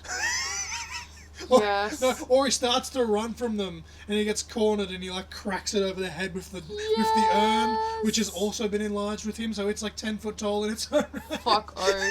30 foot tall Paul Bearer, or fucking God knows how much he'd weigh, the poor bastard, with a 10 foot long urn in his hand, cracks this fucking this lion. Welcome to our crazy Jesus Christ. And then, Usos versus Triceratops. In my head, I had this as a TLC match or a ladder match or something, but there's so many things you could do. You could have it as just a regular match if you really wanted it to, because I feel like it could still live up to the hype with being the Usos, but... That's kind of what I was thinking. I'm throwing this at you. Do you want a stipulation, or... Because I really had my heart set on a ladder match or TLC specifically, but now that we've added an I Quit match and a casket match, we've got a cage match coming up. I don't want to overbook it to all fuck, but at the same time, it's like my brain keeps going back to it's a super show, brother. But I feel like just regular tag. What if we just go tornado tag? Oh, so like it's technically it's technically no count outs, but we'll have disqualifications still in effect. So it's just like a because I was gonna say like lucha. Oh, just the tag match, but with lucha rules, right? Yeah, so there's no tags. Rules. Yeah. It's just but one person from each team in the ring, kind of thing. Yeah. Yep. Cool. Yeah. Lucha rules tag match, fucking done and done. So basically, disqualifications and everything will still apply, but it's like no tags / lucha. Because you have to remind me because I'm not 100% sure. Yep. What's a because this was another one I was thinking of. I think I remember. I think there's people on the outside and they push them in. I was gonna say like a lumberjack. The lumberjack match. I was gonna say even a lumberjack match because that'd be cool too. And you had like some dinosaurs throwing them back in, and then you had friggin' old mate throwing them back in. And I'm like, that's not too over the top. All the other wrestlers that weren't used were enlarged just for the sheer purpose of throwing dinosaurs. That's kind of the vibe I was going. A lot of the time, that's where lumberjack matches go nowadays. I mean, I want just a classic lumberjack match. Where like, there may be one or two that's biased, but for the most part, it doesn't matter who's outside the ring, they just get launched back in. Yeah. Because these days, it really is heels attack baby faces, babyfaces attack heels. I just want a classic lumberjack match where it doesn't matter who you are. If you're out of that ring, they're all just piling you on, and not even a beatdown, just doing their job of literally crowd surf, nope, get the fuck back in there and just launch them back into the ring. Yeah, well, that's kind of the vibe that I was thinking. I was like, that was another idea. I've lucha rules, but if you want me to change to lumberjack, I will change to a lumberjack. Can we go lumberjack? Sorry to be annoying. I just kind of thought of it, and I was like, I don't want to sound like a dickhead. I'm trying to remember the rules. I'm like, wait. It's the one where they have all the guys on the outside, and they can, like, throw the people back in. And I was like, yeah, no, lumberjack let's fucking go with it'll that. be good, because, like, there's the people that's on, like, the apron as well. People are kind of, like, you know, they're on the stairs, and it's like, hey, don't... It's like, motherfucker, I'm not legal. Like, if I want to be on the floor, I'll be on the floor, and that's where you can get some heel fuckery and, you know, grab someone's leg because they went too far on the steps or something. Because I feel like they don't need it. They don't need that stipulation, but I feel like it just adds to it. Why the fuck not? And then obviously the main event. So, again, we're going to recap this now. So we got pre-show, Britt Baker versus Nigersaurus, Archer versus Brachiosaurus, opening match, Mysterio versus Pterodactyl, Beth Phoenix versus the Styracosaurus in an I Quit match, Cage versus Stegosaurus, Kane versus Velociraptor, KC versus the Microraptor, Undertaker versus the Protoceratops in a casket match inside the circus tent, because, you know, evil scientist now apparently is a part of the match from way back in Dinosaur Story. I'm going to make you watch this, actually, after we finish recording this. Well, actually not straight away, because I've got to, like, I'll probably listen back to it just to make sure the sound levels are fine. Yeah. But... you know, 100%. Once we finish watching Atypical, because we've only got a few episodes left, we could always watch that tonight even. Yeah. Yeah? Yeah. Yeah? Fuck yes. Try and lock it in. Lock it in. Yes, lock it in, Eddie. Lock it in. And then, yes, we had Usos versus the Triceratops Twins in a tag team lumberjack match. And then the main event in a prehistoric cage match. I don't know whether it's made out of wood, concrete, maybe bones. The bones of dead dinosaurs. Yeah. Yes! Like fucking Lion King, where they've got to go through, like, the mammoth, like, carcass. Yes. Oh my god, I'm a genius. Brock Lesnar versus Tony the T-Rex in a cage match. Made of bones. Made of bones. It's made of bones. I just got so excited. What is my issue? ADHD, folks. Jesus Christ, I need another drink. I feel like my voice is just getting... This is the most hoarse my voice has been in one of these, because I really fucking love dinosaurs. I literally could see, like... Brock Lesnar too, just grabbing one of the bones, trying to choke out the dinosaur with, like, the bone or something like that. Like if whoever reinforced the bones, you know, he just, like, fucking rips one of the bars out and just fucking starts clubbing. Yeah. Actually, Brock Lesnar versus Triple H, cage match. Brilliant spot. People shat on it, and I don't know why. Triple H's signature weapon, as many know, is a sledgehammer. They got some spray paint. They sprayed the sledgehammer chrome, and they hit it inside the top of the fucking cage. Oh, yes. You genuinely, I don't think even the people in front row realised until he reached in and pulled the thing out. That is so literally, cool. they're like, he pulled it out, and people are like, did he just break? Fuck, I don't know if I've seen this match. Extreme Rules, I think it was 2013. I'll show you the match. You're gonna have to show me. Yeah. It was a standard match, like, Triple H and Brock had a handful of matches. It wasn't the best one that they did have, but literally right in the end, he breaches in, like, they're, you know, doing the battle of they're both near the top. Yeah. Triple H pulls out, and people like, he just, like, break the cage, basically, and then there's that second where he holds it up, and you see the shape of it, and the commentators, Michael Cole, brilliant job of, oh my god, like, it's the sledgehammer. Triple H has outsmarted the beast, because it's, you know, Brock Lesnar basically in kayfabe was, especially at that point, was when he'd just come back from UFC, so it was just, me, big monster, you know, Tarzan, no brain. So Triple H outsmarted him, and, okay, Brock Lesnar, you want a cage? Cool. I'll just hide my weapon. Because that was the whole point, was that Triple H beat him at WrestleMania in a no-holds-barred match. And Paul Heyman was like, well, you beat my client, but you had to use weapons. Let's see if you can beat him in his... Yeah. Because he'd lost the Brock at SummerSlam via submission in a regular match. So it was like, did you really even the playing field if you use weapons and then they built to the cage match because, you know, calling back to Lesnar, MMA fighter, locked him in the cage. Triple H outsmarts him. It's fucking... Dude, Honestly, it's one of my favourite spots in modern wrestling ever, and it's the smallest thing, but it's just... Yeah, that's cool. Like, the psychology of it all, like that's recently, fucking awesome. a clip is being surfaced. We had Joey Janela versus Tajiri. Now, look, Joey Janela, if you want to watch just a chaotic match, it's entertaining as all fuck, but not the best guy to watch if you're trying to learn actual psychology and perhaps want to succeed in this business, and that's no shade on Joey. He just wants to do his thing, and he's making money, so cool, good for him, right? Yeah. He puts the sunglasses on. Tajiri hits him with the mist, and it's actually red mist, which is even more poisonous than the green mist in kayfabe lore and whatever it means. Yeah. Takes the sunnies off. Fuck, you didn't get me. Turns right around. Green mist into the eyes. Oh, Buzzle kick. Still wins, but it was just the beautiful thing of, haha, sunnies blocked the mist, and then Tajiri's just like, brother, I've got more where that came from, and blows the green mist next. I don't even understand how that works. Because, like, obviously, you know, it's the food colouring and da-da-da-da. But you don't even see him put it in his mouth. So, like, does he just have both of them in his mouth? How does he know, like, which one to, like, bust sort of thing? Like, I don't know. There's, like, a way that he's, like, mastered it by now. He's been doing and it he's for just, like, over 20 years. But, yeah. Red mist into the eyes. He was wearing the glasses. And it's just like, oh, doesn't work. Gets self the red bomb, hits him with the green mist after that anyway. Buzzle kick 1, 2, 3. But, yeah, I don't know why I went on that rant off the sledgehammer part, but yeah. Brock Lesnar's going to rip off one of the bones and just start clubbing. Yes. He might even the manager might even somehow end up in the cage, the heel manager. He cops one. Oh no, wait, the manager was in the other match, wasn't he? That was the casket match. God damn it. But I literally could still... Regardless, Brock Lesnar snaps off one of the bars in quotation marks on an audio he could podcast. even hit the riff and then what was that accent?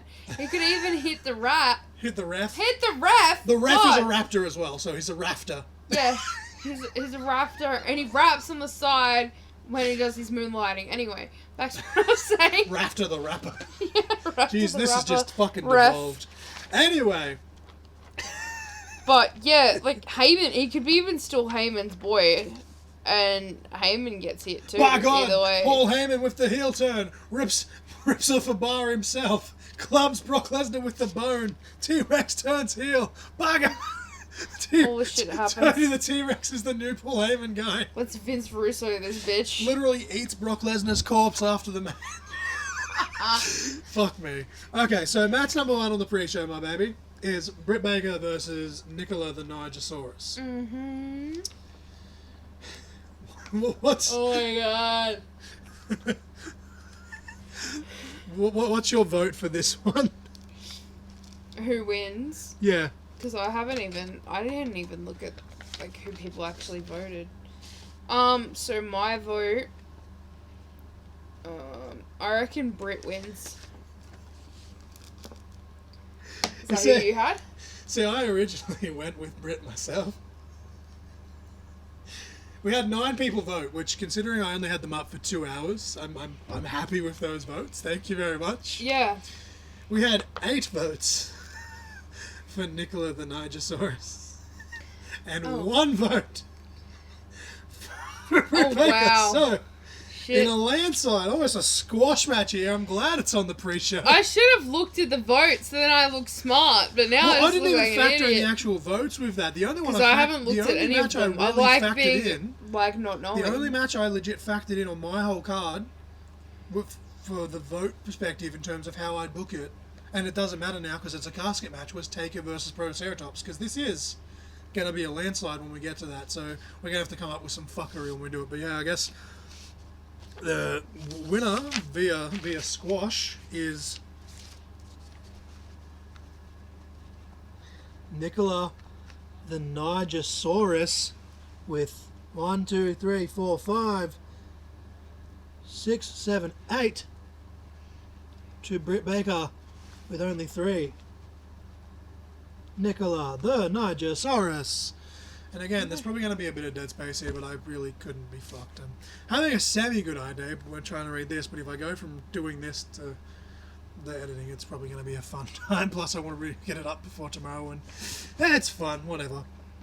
Match number 2 is Lance Archer versus the Brachiosaurus, which I'm trying to find on my notes because I obviously got to go back and find the way that was written now. So now I'll quickly write the votes down while you tell me how you think it's going to go down. I reckon that the Brachiosaurus is going to win. You would indeed be correct because we had 3 votes for Lance Archer. Okay. We had 6 votes for the Brachiosaurus. So you're voting for the Brachiosaurus as well. I would have gone with Lance Archer for this one just because everybody dies, including the dinosaurs 70 million years ago. Yeah. Is that too soon to make that joke? I don't know. I don't know. I don't know. Is 70 million years long enough to make that joke? I don't know. This is where I need a soundboard attached because I'd literally throw in a badum. Okay, so... There you go, I did it for you. With 4 votes now, including mine, 1, 2, 3, 4, 5, 6, 7, including Mrs. Crossfire's votes. Woo! Your winner of this match is Brent, the Brachiosaurus. This is where Mrs. Crossfire should be getting those ring announcing chops in for the winners of the match. Okay, this one's easy for me to find because it's locked in. Mysterio versus Percy the Pterodactyl. Who is your vote? I am gonna go for Ray!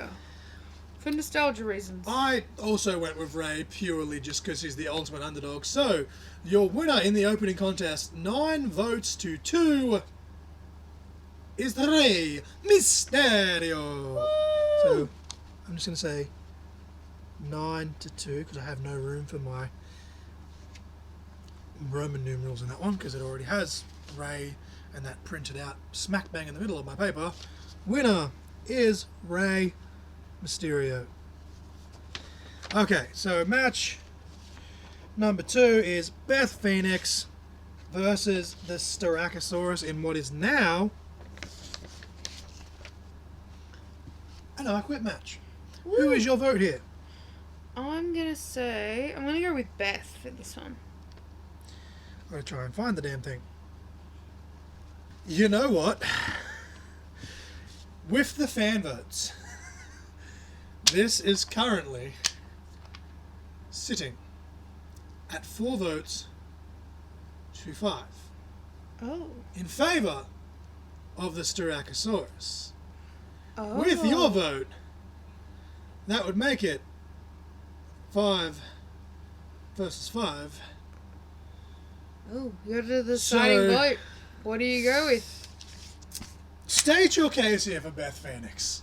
State your case.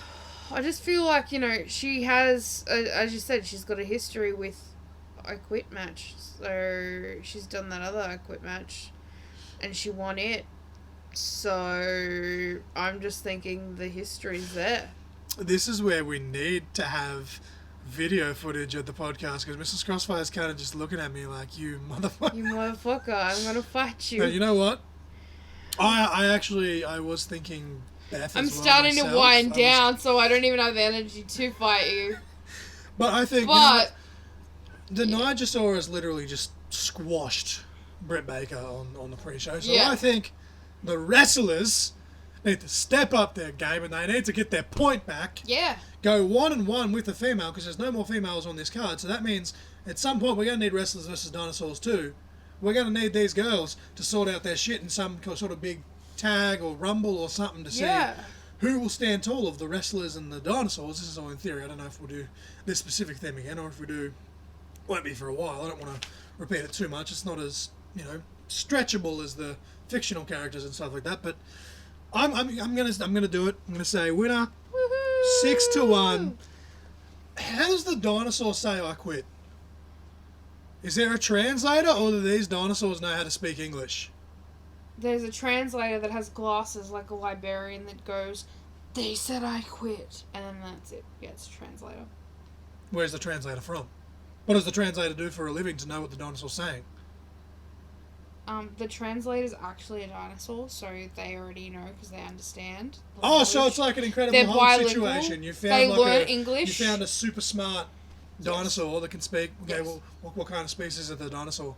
Probably a T-Rex, because T-Rexes are cute, and I think they're one of the smartest. I swear someone said something about they're one of the more smarter dinosaurs. I think I'm gonna... Don't hate me if I'm wrong, but I swear I've heard something about that. Okay, so your winner via making a dinosaur Styracosaurus say I quit is the Clamazon Beth Phoenix. I just want to be a dick because I can see you're winding down, so I'm also trying to like keep you amped Unless as the well. dinosaur's sitting there waving a flag. But that doesn't count. You Quit. can't throw in the towel or tap It's out. no, like one of those cartoons. You know how you had back in the day when they don't have the sound and they shoot the gun and it says bang and there's a flag? It's like that. It says I quit. The dinosaur has a Wile E. Coyote moment where, like, as they're falling into like the abyss off a cliff or something, it's just like the choom and they hold up like the wooden sign. Yeah. It's like, I quit. I quit. And it's like stops in the midair and That's then it just cooler. plunges. I to like the that abyss. rather than the translator. That's so much cooler. Oh shit! Okay, Brian Cage versus the Stegosaurus. Ooh, I'm gonna say Stegosaurus. Of course, it's my favorite dinosaur. Okay. That's the only reason. See, I was actually. Because I had to go against my other two favorites already. Because actually, no, I picked the Brachiosaurus. That's right. I picked the Brachiosaurus. I went against Lance with that one. But then my favorite all time was Percy. You went against the pterodactyl with the pterodactyl, and that was my favorite. Before you vote, it's 4-5. With your vote, it makes it 4-6. Oh, okay. So regardless of which way I go, the winner's the Stegosaurus. But just for the simple matter of it, I'm going to join the winning team, and I'm going to say the Stegosaurus wins with a vote of 4-7. Sue me. This is my show. You little bitch. DPC said I need to be more cutthroat in my booking, so that's what I'm doing. That's so cutthroat. I'm jumping Oh, on. mate. I'm joining the winning side here. This is me. I'm saying he won. Oh, that's all right. cutthroat. Oh, yeah, you fought for that one. Stegosaurus all the way. I'm going to piggyback on him. Cage is my boy. I'm so keen to meet him in June. We actually got WSW tickets because Mama Crossfire. I won't get to meet him, but still. You probably still will because I have tables and shit at intermission and after the show. And tables, brother. Get the tables! And they're always wandering around the venue and the Krispy Kreme and stuff that's across the road. Yada, yada, yada. But, okay, so we have B versus S again. Well, that's two matches in a row. We had Beth versus Styracosaurus. Now we have Brian versus the Stegosaurus. So Cage with 1, 2, 3, 4. I declare a thumb war versus the Stegosaurus with 1, 2, 3, 4, 5, 6. And my vote, which definitely tipped the scales, making it 7. Your winner is the Stegosaurus. And the best part about this is, though, right, because we kind of went backwards and forth when we went fictional character, dinosaur, fictional character, dinosaur, blah, blah, blah, blah. Yeah. We've done it with all of them, but I think with the last one, you went 5-3. From what I'm seeing, I could be wrong, but I don't think we're like that far in the scales, and it could be that we both picked dinosaurs as well. So with the Brachiosaurus, that was your pick, and the fans actually voted who faced him. So yeah, I mean, like, yeah, it's your pick, and it still won the match, but that doesn't affect me because I didn't pick the wrestler to go with it. Yeah. So hopefully by the end of this, I'm in the clear. Maybe we'll see what happens. Match number 6, we have Taker U versus P. That spells up. And the way that I've written it, it looks like it's going upwards. Actually, wait, it'd be downwards because the P's underneath the up. But it's in a straight line, like it's going up in the air. Like Yes. yeah, okay, it made sense in my fucking head. Rambler. Ah, yes. I love the sound of my own voice, apparently. 1, 2. So, this one is currently with 8 votes to 1. I'm not going to say which way, just to be a dick, just because you had a chance to check out the scores before we started recording. I don't like knowing. I feel like it's more authentic. I unfortunately have to know so you that I have can to take know, notes. But still, I don't. I do not. So who's your pick? Casket match, but it's in the circus now with the fucking evil scientist as the Protoceratops manager. But you did say we brought back Paul Bearer, who's 30 feet tall now because he's got a match with the dinosaurs, and the urn's like 10 feet tall. it's hard because I feel like the scientist guy's gonna get up to some shit, but at the same time, I'm kind of like, Undertaker. Good news is, it doesn't matter The which way streak. either of us votes. The streak, brother, even though it's not like a Well, but this is 90s Taker, WrestleMania, so at this point, so- he is still undefeated at WrestleMania, if you want to throw that out there. He's only got, a handful under his thing. It wasn't 21-0 before it was broken. I think he's actually, 25-2 now, all up? Yeah. But, I think he's, I think I used like 98 Taker or 99 Taker, so, he's still got a couple under. I reckon Taker. I also because straight I'm up went 90s, Taker, just so- because I Yeah. used Ministry Taker just for the visual. I thought with the goatee and shit, it just looked more brooding against the dinosaur. Yes. So, the winner, with 10 votes to 1, putting the Protoceratops into a dinosaur-shaped sized casket. That must be a big-ass casket, because it's got to be bigger than the person going in it, is The Undertaker. Mrs. Crossfire has a very shocked look on her face right now. Oh, ADHD, because I was just thinking of 90s Taker, and then I was like, Legend Killer! And I was thinking of fucking... Randy I was Orton. thinking of Randy Orton. And then I was Randy like, Orton. how cool. I was like, how cool if they had, like, some kind of dinosaur snake. Guess what they do? I'm an idiot. There's that really huge, big fucking snake that they had back in the day. A Titan boa, a Titan Taboa. I just think of Something Anaconda. like that. Like, mate, look how fucking terrifying. Like, look at that fucking snake. Yeah, We could have had him versus and it's like the Viper versus the Titan Moboa, or however the fuck you say. You see, it. if the Protoceratops had this landslide victory, I would have said the legend killer Randy Orton has time travelled to take out 90s Taker because he couldn't take out 2000s Taker. Yeah, because like that's the snake there. Like back in the times, like they've done a picture of it. Fuck that. How cool would that have been? Fuck Okay, that. so if we're doing that again, that is a locked-in match. I do not give a shit. That is a locked-in match. Legit, it'll be either That is 09 or 2011 Viper Randy Orton. Probably 09 Randy Orton versus... Yeah, because I was just thinking like Legend Killer, because I was like, he'd fuck shit up. I literally have dyslexia, it seems, because I literally wrote UDN. How do I make a typo when I'm writing with pen? Winner, Undertaker, 10 votes to 1. Sorry, Protoceratops. I just want to see how big that casket is. Yeah. Is that a thing? Is that on Google? A dinosaur-sized casket? Jesus Christ. Okay. I don't think so. They're just disintegrated into the fucking dirt. That's our archaeologist. Oh my god, my brain at the moment. I can't even. My brain and my mouth just aren't computing right now. Yeah. Anyway, those people with the little brushes. Oh shit, I fucked and they up. look at fossils and shit and they find the bones. I fucked up. What? What happened? That was match 6, but it was match 4 on the pre-show.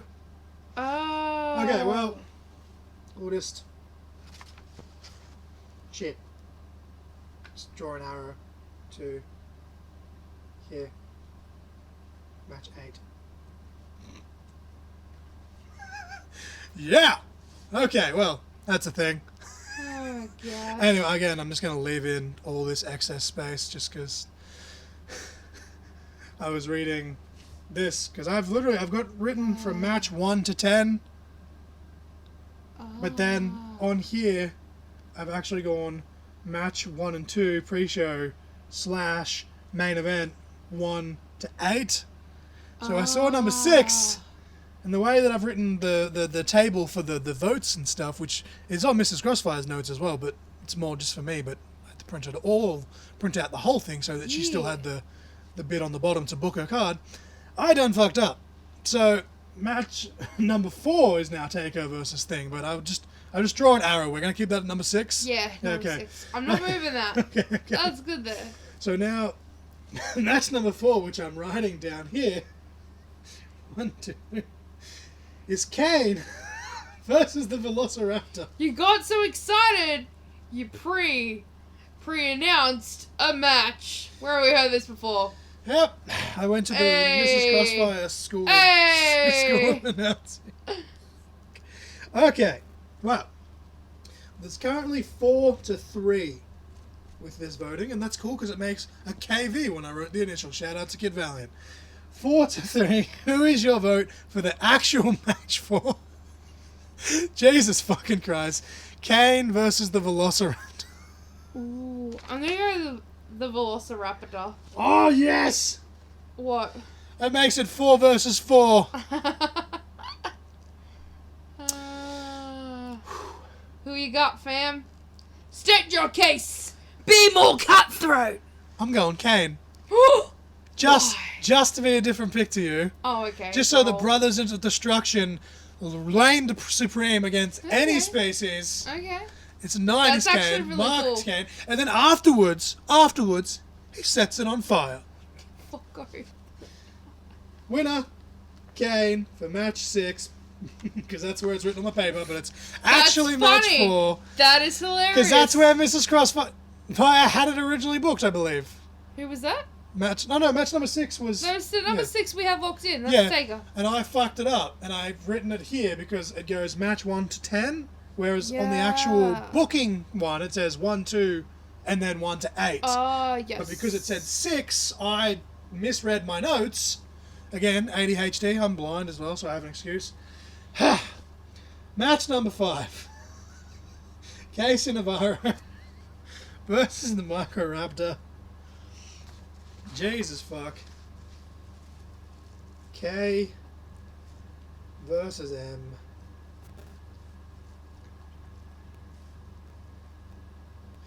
This is also a landslide.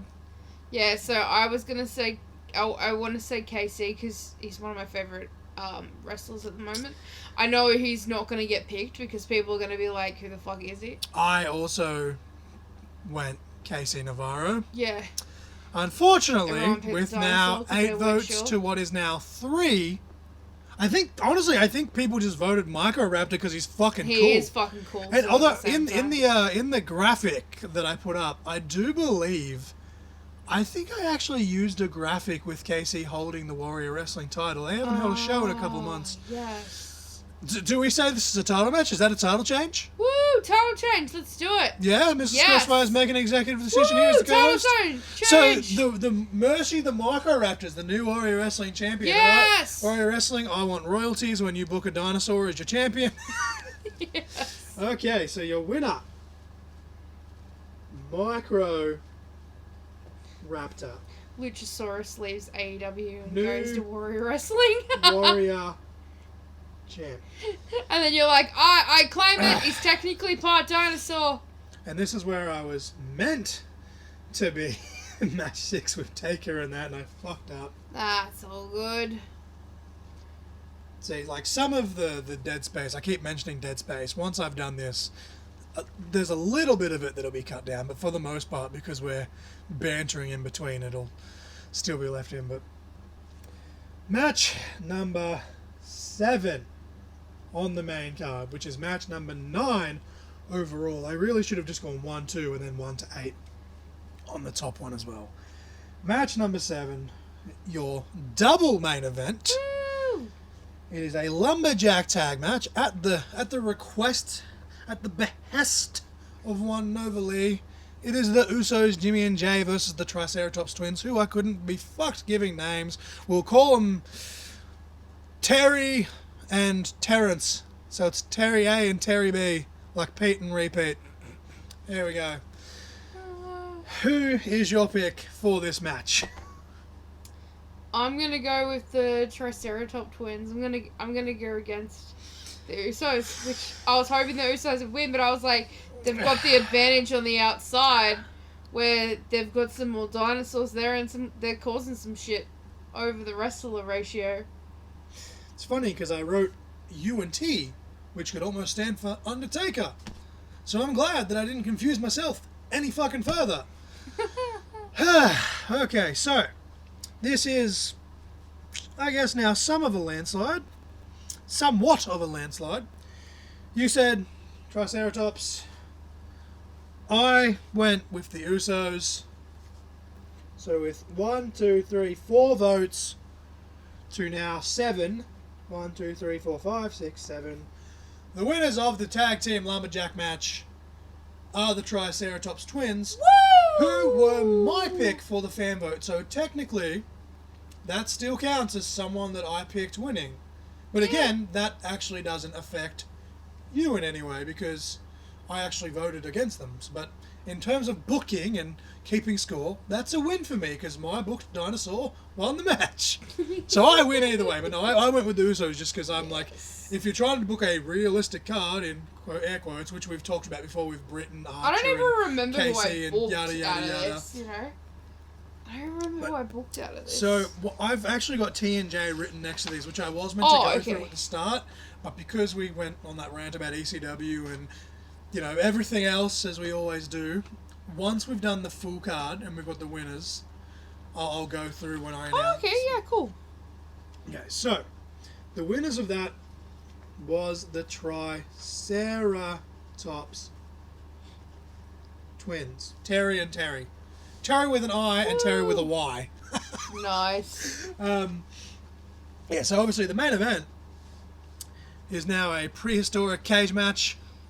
Brock Lesnar versus the T-Rex. Again, this actually ended up being a fucking massacre as well, like a couple of them did, but I'm really gonna go Brock. I also went Brock. So, with 9 votes to 1 now, including ours, Oh, cool. Brock Lesnar has massacred a Tyrannosaurus Rex Fuck. inside a I hate doing cage it 'cause I made love of T-Rexes, bones. But, I'm just thinking of him with the, because I was just like, he just wins by like getting him clobbering old mate Tony over there. with You the see, bones. now this, again, because we had Ray and the pterodactyl locked in, I didn't, really pick, because, we kind of both mutually agreed on Ray, and then you threw out, what about a pterodactyl, and I was like, fucking oath. And we've done the same with Brock and the T-Rex. It was just an obvious matchup. Yeah. So really, that doesn't really count for either of our picks here. I haven't put either name locked fair. in. But okay, so we have the winner. The winner of the match is, before I even announce the fucking match. So on the pre-show, Britt Baker versus Nicola the Nigersaurus. The Nigersaurus was my pick. Britt Baker, the wrestler, was your pick. The winner was the Nigersaurus. So, So that's you. that's T, J. So, okay. That's 1 for me. Match number 2 I'm gonna get massacred. on the pre-show was one of the fan vote matches, but it was your dinosaur. The Brachiosaurus beat that, but I don't know, does that count as a win? Because I didn't actually pick the wrestler, the fans did. I don't know. I kind of feel like it does because it's still someone that I've had won that I've picked. You know what? I'll give you. I feel, but it's up to you. I'll give you half a point. Okay. Half point. And then when I get to the Triceratops, that's half a point for me. Just half a point. Okay. Okay. So match number 2. Match number 1 was the opener. Blah blah blah blah. Ray versus Percy. We already covered. Beth Phoenix versus the Styracosaurus. So, Beth Phoenix was my pick. The Styracosaurus was your pick. So that's... I thought I picked Beth. Oh. I thought I picked Beth. Maybe I did pick the No, it says Beth Phoenix J versus Styracosaurus T. Right, okay. And it's on my phone, Okay. so it's not a Yeah, typo. no, It's on the that's fine. actual I just thought I thing randomly when picked it. we made That's alright. So that's a point for... Okay, cool. I mean, I did vote for the Styracosaurus, even though I kind of had no point. It's me the smartest. So, Yeah. Mrs. Crossfire is currently at 1.5 points to me at 1 point. Kane versus the Velociraptor. So, Kane was me. Velociraptor was you. Also, I forgot to mention, technically there was 11 votes. Wait, what was the final score? Sorry, with the Velociraptor. Jesus Christ. Shit, I forgot. It was 1, 2, 3. So 4 to 3. Oh, so what the fuck? What have I done? I need to be... Oh no, that's right. It was 4 to 3, and then you went Velociraptor, which made it 4 for it. and then I went Kane, which was the way that I've written it. It's kind of back to front compared to how I've got it here.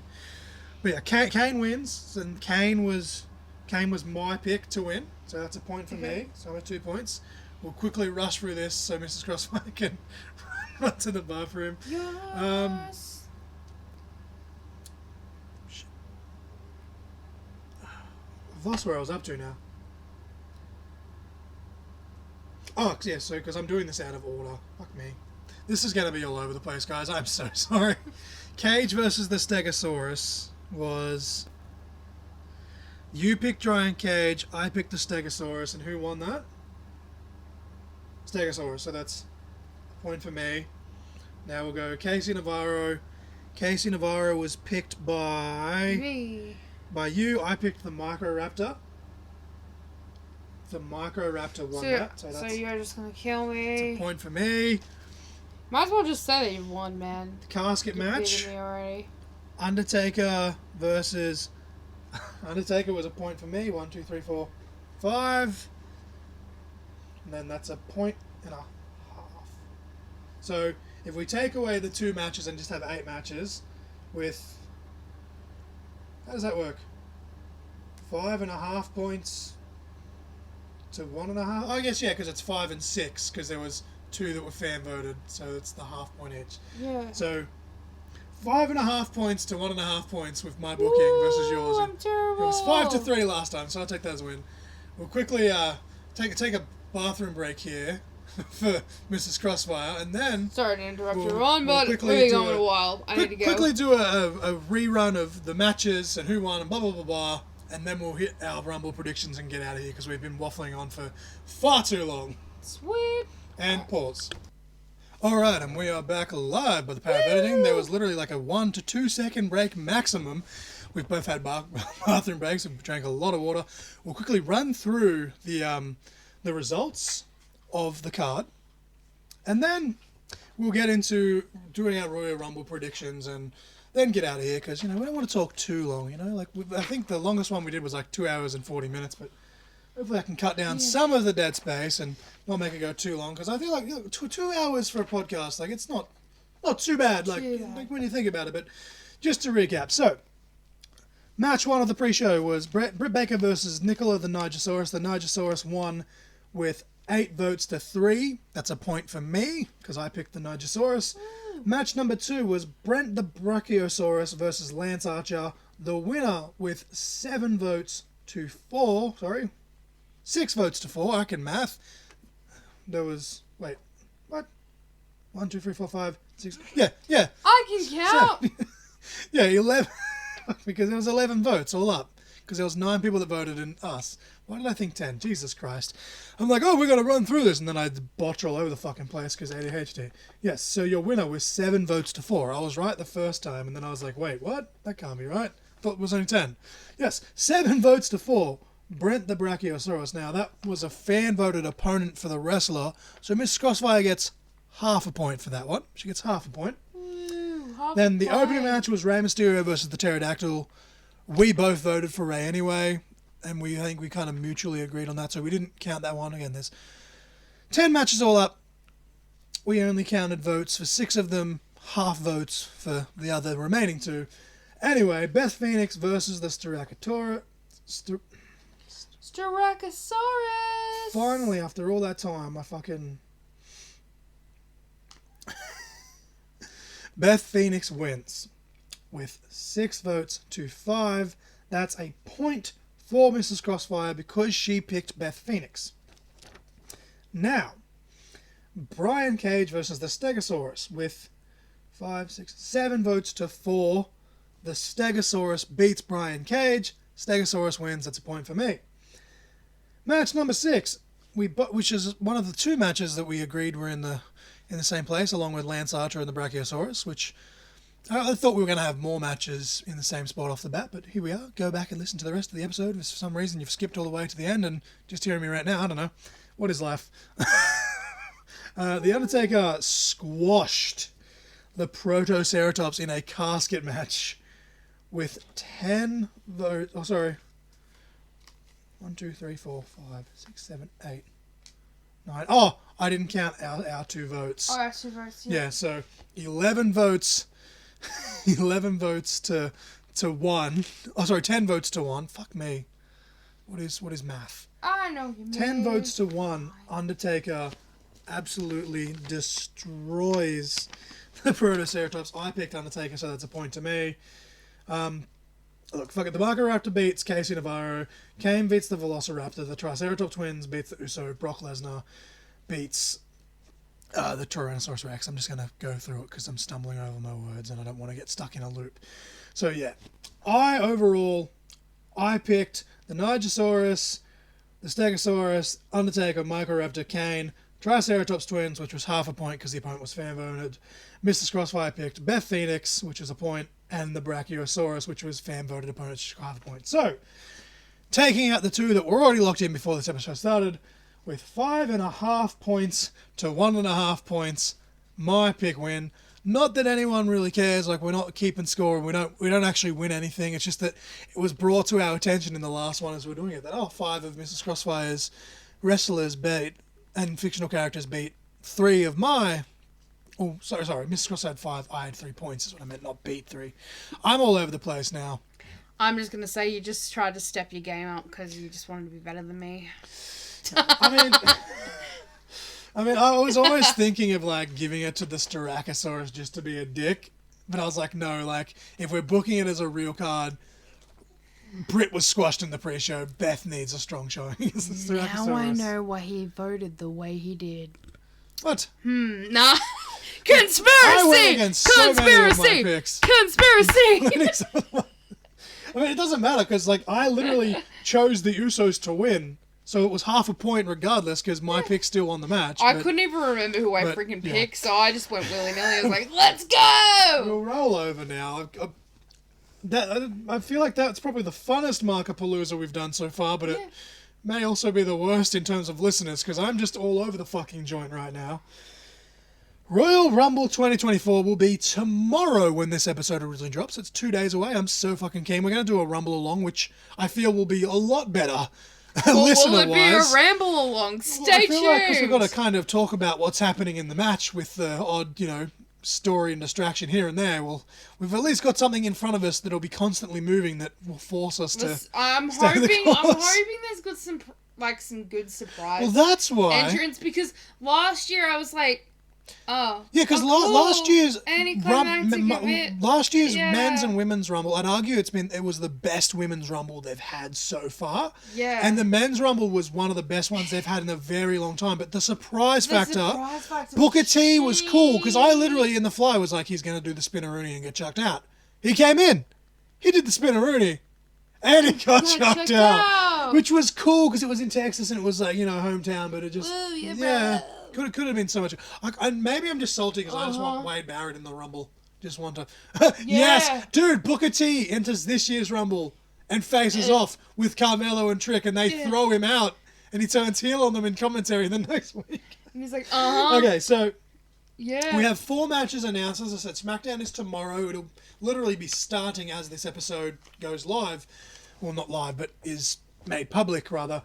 So there could be another match. I'm expecting either a SmackDown Women's Championship match with Io and Shotzi or something to be added, or Street Profits and Bobby versus Karrion Kross and Authors of Pain, or Carlito and Santos could be another one.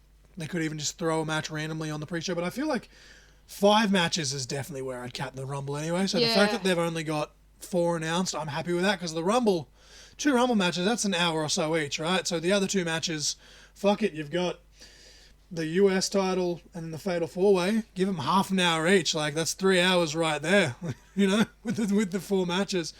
But men's Royal Rumble match, Mrs. Crossfire, who do you see winning? Who do you want as a surprise? But who do you think will definitely be a surprise? Shit. So who do you think's going to win? Who's your pick all up for this year's Rumble? Because star power-wise, this is one of the bigger Rumbles we've had for star power since 2017 and 2018. Yeah, it's really hard. Like CM Punk, Cody, Drew, Lashley. That's what I mean. There's so many contenders that I could see. And then, of course, we've got Chamber coming up here in Australia next month, which is going to have huge implications. It's going to be a huge show. It's so hard. Who do you want to win the Rumble? So I feel like I want Cody to win. And let him just go to Mania and finish the story. And finish the story. Because, like, it's predictable, but I feel like it'd be... The American dream, you know, vibes. That's the thing, though. But Cody winning last year's Rumble, and even when the count got to, like, 20-odd, and we're like, there's 10 people left, Cody's going to be 30. The way they booked it, it was like you were just going along for the ride with the journey, and it didn't even matter that it was predictable. It was fantastically done. So you think and then I feel like then you've got the predictable choice, which is going to be CM Punk, but then you've got the a few people are saying it, but you got the little bit of the unpredictable choice, which is Gunther, and I feel like he really deserves it. So I'm going to say straight up, so I'm probably going to go Gunther as well. There's a lot of rumors right now that it is now going to be Gunther. I've been saying for 6 months. I've been teetering, and you can verify this that for the last 6 months I've been saying Gunther. The rumors are currently Gunther versus Rollins. I just want Gunther versus Reigns. Because who else on the roster can match Roman physically? That's not a Drew. That's not a Lashley or someone else that has already faced him. He's Reign. Just his Reign in general. And that's not even this just is the counting. third WrestleMania he's going to with the championship, which is and this isn't historic. This isn't even counting just this championship. And I know we had COVID, but shit. Yeah, and I know like Bruno held the title for like 8 years right back in the day. It was a different time, and they didn't have WrestleMania. WrestleMania, the spectacle reigns. This will be his third WrestleMania in the same title reign. Yeah. So even if it ends, that will never be replicated again. At least not while we're on this earth. In like fucking 100 years, and whoever takes over, and it's McMahon Jr., and it's like some robot fucking wrestling. Came back and they're dressing like people. But like, so gun to your head, right? Who would you say out of those three? Gunther, Cody, Punk. Gunther? Yeah. But you want it to be Cody. Oh, I don't know, because I'm kind of teetering between the two. I really love Cody, and I want him to finish the story. Are we going to agree on this Dream. weirdly, like we did at the last predictions with Survivor Series? Because usually we're like topsy-turvy, but Survivor Series, we were very much in the same boat. Yeah, well, Gunther, I'm still saying I really want him to win, because I'm like, just the way we've watched him from NXT all the way up. He has still never been pinned on the main roster. Yeah. And that's what I mean, the way that they've built him. In almost 3 years. He deserves it. 3 years for fucking Roman. And 3 years versus 3 years. Yeah. For different reasons. So yeah, I think I'm more swayed towards Gunther. But it's like I could see Cody still winning. At the same time, the predictable route, I'd say Punk. And again, if he does win, he'll probably end up picking Rollins anyway. But I still think maybe it's the that I want it. I think Gunther versus Roman. Cody, yes, okay. If he finishes the story, why does it have to be the WWE Championship? Like, I know that it's always been viewed as bigger, and that's something that Dusty never had. Dusty was a multiple NWA World Champion, but I feel like people keep saying, I'll quickly get this and then get your thought out, right? Yeah. People keep saying that Seth's title is the consolation title. That, he just gave it because he just got that because Roman's part-time and they needed a world champion. Okay. Then if Cody wins the Elimination Chamber, he earns the right to face Rollins at WrestleMania. Main event night 1. What if that match actually steals the whole weekend? It outshines night 2 with Gunther and Reigns. And Cody says, no, I've finished my stories and this title isn't a consolation prize. I'm going to take this title and I'm personally going to elevate it to the fucking heights that Seth couldn't, sort of thing, right? So I think Cody wins the Elimination Chamber just because I think it has to be the roadblock in the story that CM Punk or Gunther or whoever wins eventually will throw him out. I don't think Cody wins the Rumble straight up. Yeah, but I think Gunther has to win. I think Gunther has to win, and I think he deserves the win. And like, as much as I love Cody, I feel like he deserves it. I'm kind of teetering. Like, I don't know, because I'm like, I could see him winning Money in the Bank and having the briefcase and some route there.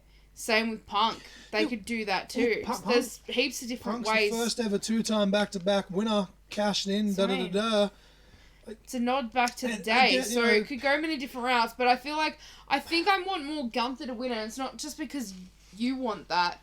No, but look at the way he has been built. You look at the way he's been built, and you look at the way we've watched him from NXT. I genuinely think, not just because he's the longest reigning champ, I think Gunther is genuinely, and I've said it I think I've actually said it here on the pod, but I've said it on social media many times, the greatest Intercontinental champion of all time. I usually say fuck Dave Meltzer, fuck his star ratings, yada, yada, yada.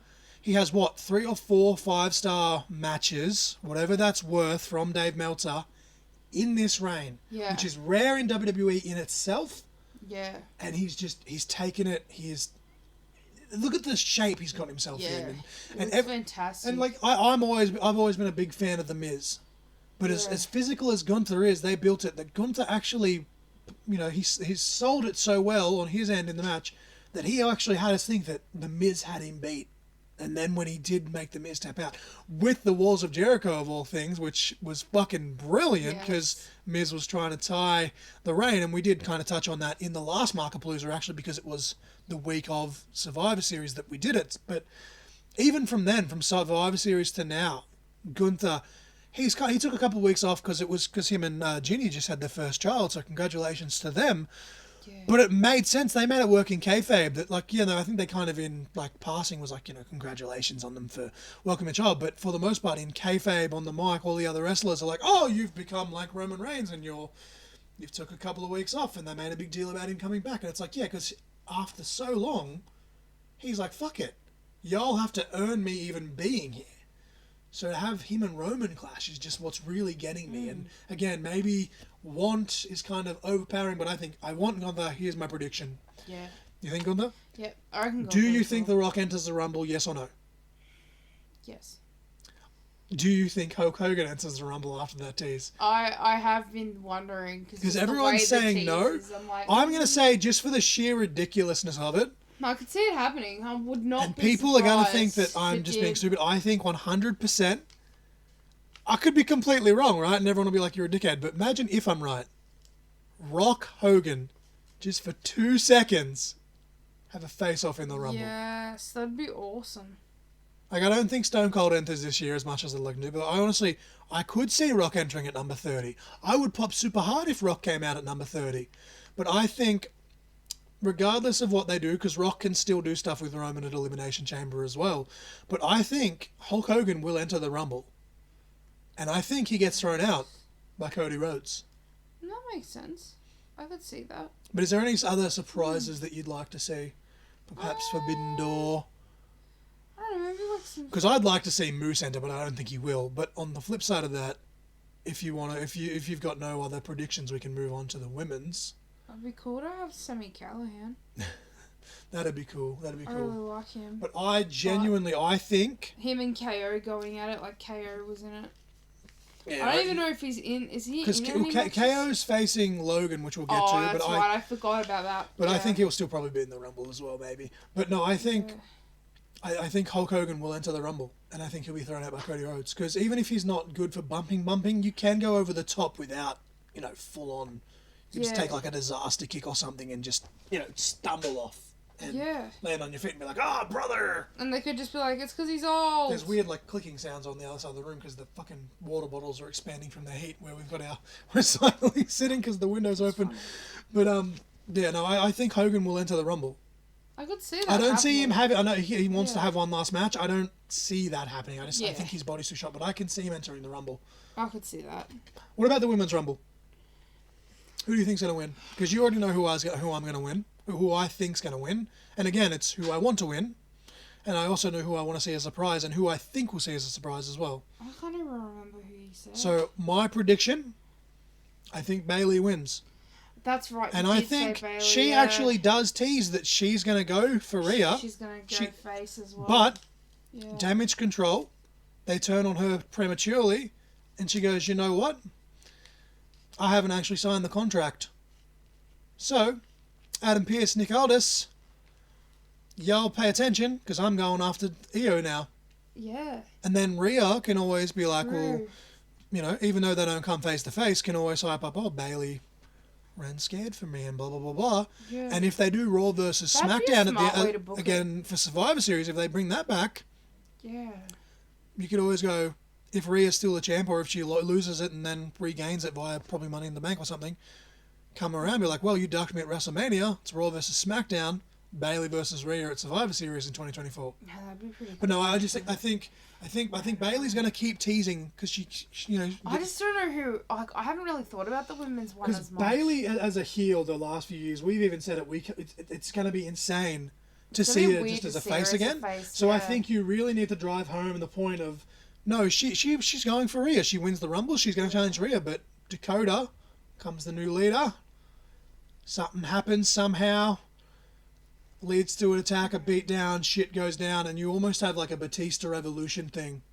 Yeah. Where, boom, she's literally about to sign the even if they did the in-ring signing, right? Yeah. And she's literally about to sign the Raw fucking contract. And even if she did, the cheesy thumbs up, thumbs down, Bailey to belly through the table. Yeah. Oh, that'd be cool. Because, like, she's like, no, like, it's fine. She hugs Io. Bailey to belly through the table. Yeah. Rips up the Raw contract that she's already signed in front of them. Or it's and then even signs if the it SmackDown zooms one. in and it's like Io's going Or, yeah. like, Or she fakes out. She pretends to sign it, puts it down, hugs her, Bailey to belly through the table. Oh, and even if Io says some Yeah. cheap shit like, you're not gonna win, Like, cocky literally- ass like, shit, literally and she- then go, well, I might against you, and like then literally, fucking like that she's got the cheesy Raw shit. contract in the pen of her hand, and Io's like, well, let's face it, you wouldn't beat me anyway. And Yeah. Bailey's like, oh yeah, no, of course, like you're just so good, Io. And then again, hugs her, puts her through the table, Yeah. camera zooms in.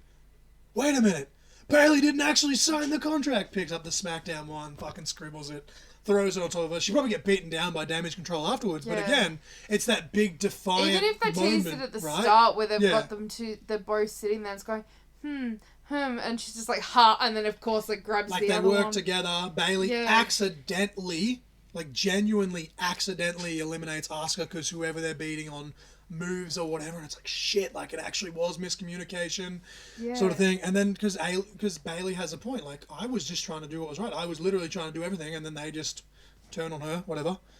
But again, I think we're ranting. Is that who you're saying? Because you did say Bailey the other day. Yeah, as well. I've been thinking. I feel like about we're just Bailey. we're gonna go 4-0 together. Like, I feel like well, not it could 4-0 be that because we way. could be wrong, but we're gonna have 4-0 in terms of no differing Because opinions like at this I thought a point. bit about the women's match, but I was like, the women's rumble, but I was kind of like, I haven't. Oh, really actually, thought about it there's too much. a surprise appearance. I think it's going to be a one night only thing. Yeah. I think Matt Cardona. Sorry for the men's, it just hit me. Oh, I think Matt Cardona you will reckon? literally, because he's on the Jericho cruise. I think he'll literally come in, do the men's rumble just as a one-off, just as Matt Cardona, Yeah. and then go back to the Indies for a bit, just so that he can get that clarity of Zack Ryder is dead. But yeah, back to the women. That's what. could the you reason. imagine Chelsea winning? Actually, now you say Dude, that. That'd be cool. She honestly, Chelsea could be a dark horse because look at the way they've built her up with the tags, and yeah. they've lost the tags now, and she's in the thorn of a side of both GMs. But the reason I bring up Matt Cardona is because I do see her being in the Rumble, and I don't know whether she's going to be as Mercedes or if she's going to be as Sasha Banks. But again, even if it's just a one-off, Yeah, I I feel feel like like she is. The way she they've been almost going. has to come back. Even if she does go to AEW like after that, I think you got to know now that Triple H is running things and he's been running things. Even if fucking she teams up with Bailey for that last little tidbit. Dude, she helps Bailey win and then Yeah. just rides off into the sunset. Yeah. Because I think 100%, I think Trinity's going to be in there. Okay, I think she'll go back to being Naomi probably. I think because I don't think she'll have an issue with that.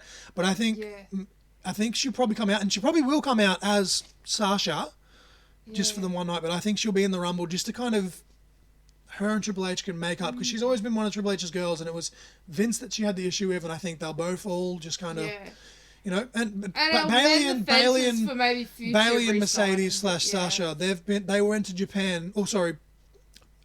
Trinity and Bailey went to Japan to watch Mercedes wrestle.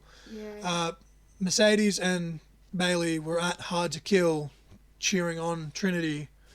And then now Trinity has just, you know, spoiler alert from today's Impact. It was pre-taped, obviously, but I made sure to avoid spoilers just in case. But Jordan Grace did retain against Trinity. So I think Trinity's going to be back in the Rumble. But I also think, and y'all can call me crazy, I think Mickie James, will make an appearance again. Just to, I think it'll be she's married to Aldous. So I think it'll be, the way they're playing but again, it I off. think that'll just be a one-off for now. Yeah.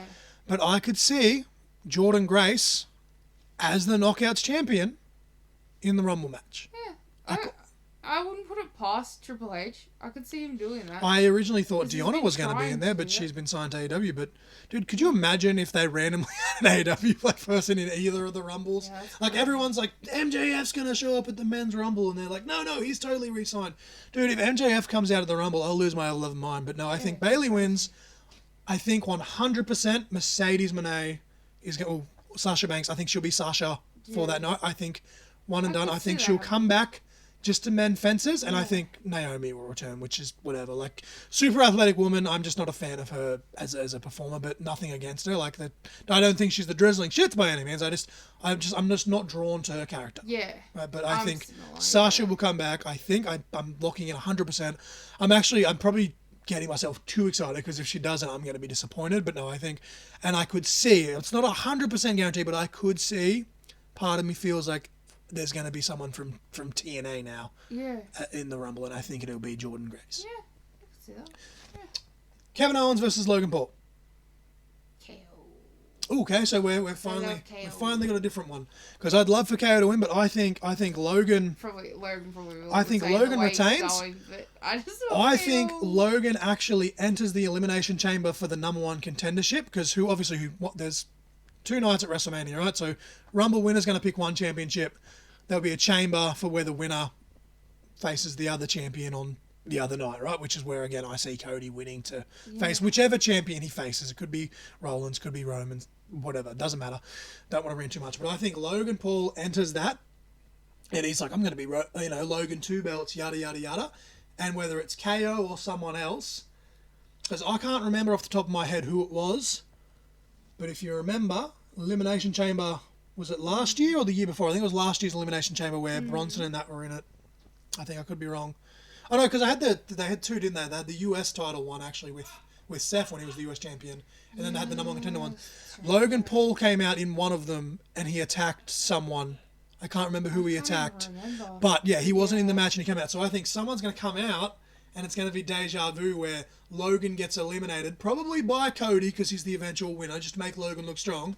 But whoever he faces at Mania, whether that's KO trying to get a rematch or possibly a returning Rey Mysterio or something like that, but whoever Logan faces, I think, will cost him the match in the Elimination Chamber. So I think Logan retains, goes on, drops it at WrestleMania, and then whoever he drops it to at WrestleMania, could even be KO. They could stretch this feud where there's some sort of bullshit finish, and then it comes for fair play, because Logan even said it in his promo.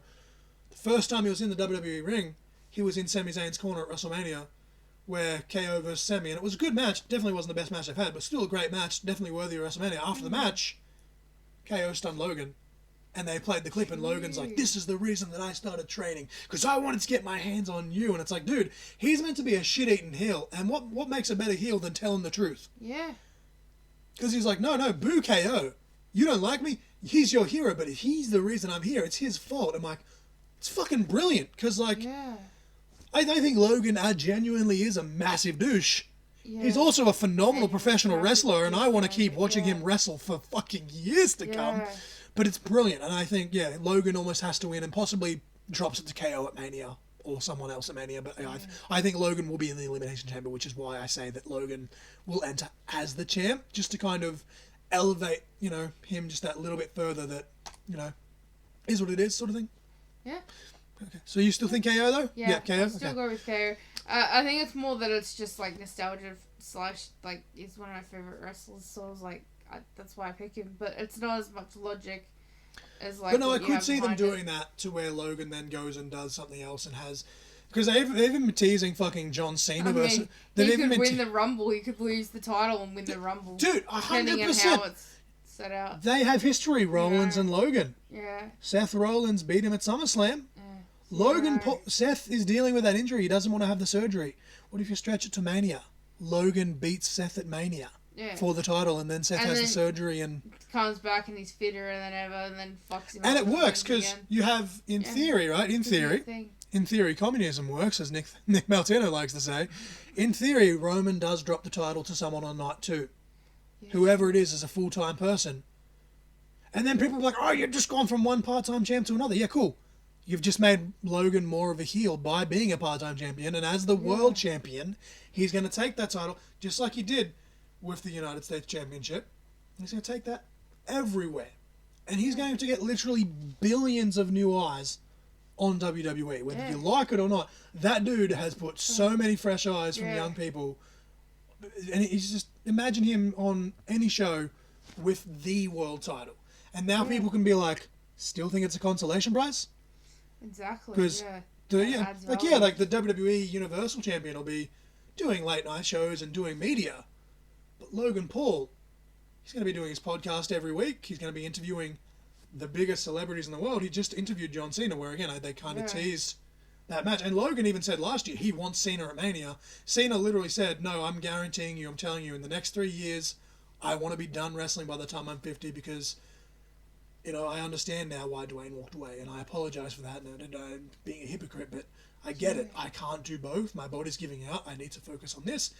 I have a wife now. I need to focus on that. Yeah. Maybe he wants to have a kid a bit later in life. Who cares? He's fit enough to be running after a kid in his 50s. Who gives a shit, right? Yeah. But it could even be John Cena versus Logan Paul at WrestleMania. You never know. But no, I could see Rogan. Yeah. Joe Rogan.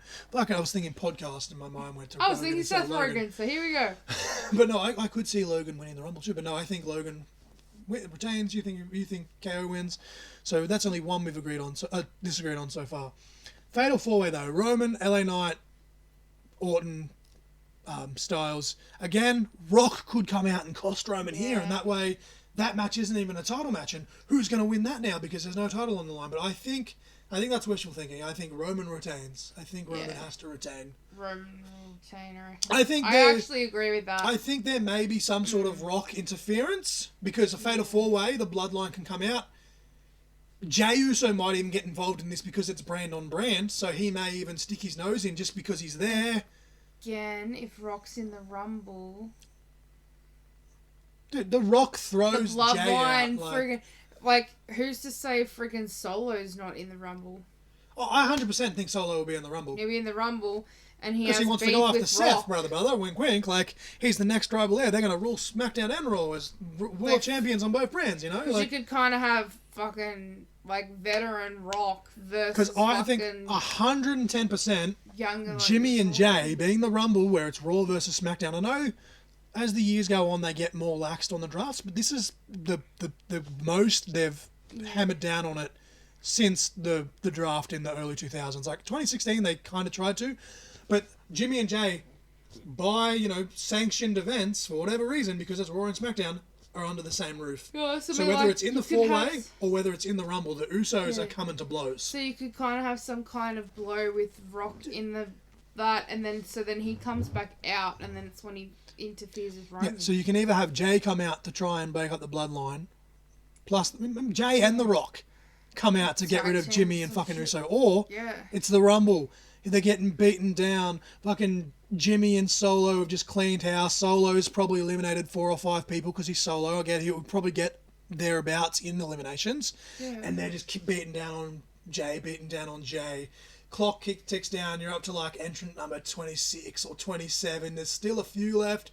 So you're definitely not inspecting it. If you smell, comes out. Rockin' fucking Jay. Throw out Jimmy. Throw out Solo. But then they both look at the WrestleMania sign, and Rock and Jay start going for it. And Rock actually throws out Jay, and then fucking Jay and Jimmy just like brawl to the back sort of thing. Like, he's pissed that Rock threw him out, but Jimmy's still there, so he's like, fuck it, and just jumps back on top of him. Yes. I could fantasy book this shit, but no, I think Roman 100% has to retain somehow, some way. Well. But I do think, whether it's in the Rumble or this 4-way, I think Rock, he almost has to show up, because it goes all the way back to when Roman won the Rumble in 2015. That's 9 years ago this year, which is insane to me. Rock helped Roman win the Rumble. So now, all this time later, he's like, no, you know what? I tried to help you. I tried. He's like, the reason I helped you was because I was the head of the table, and I still am the head of the table. I never stepped away from the table. He's like, I might have, gone. Daddy might have gone out to get some milk, but he came back, and you kids have been acting up, sort of thing. Like, The Rock will say something to that effect, right? And then it's like, nah. And it's just like the contrast of putting the two events of helps him in one. Now he wants to take his head off in the other. It's just storytelling, brother. Yeah. Right? But no, I think... Whoops. I think I just drew pen on my laptop. I think Gunther wins the men's rumble. Bayley wins the women's. I think Logan retains. I think Roman retains. Yeah. I think there may be a fifth match, as I said, but honestly, give either of those matches half an hour each, and including like entrances and video packages and stuff. That's a 3-hour event right there with the 2 rumbles, I think. Yeah. Yeah, I agree. But yeah, we've ranted a lot in this one. It's about 2 minutes 20.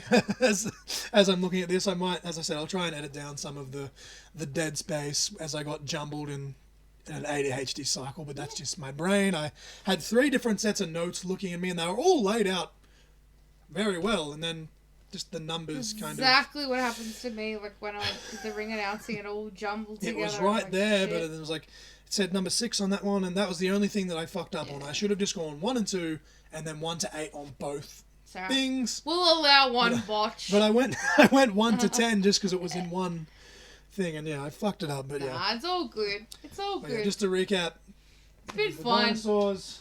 We obeyed the rule. We had fun.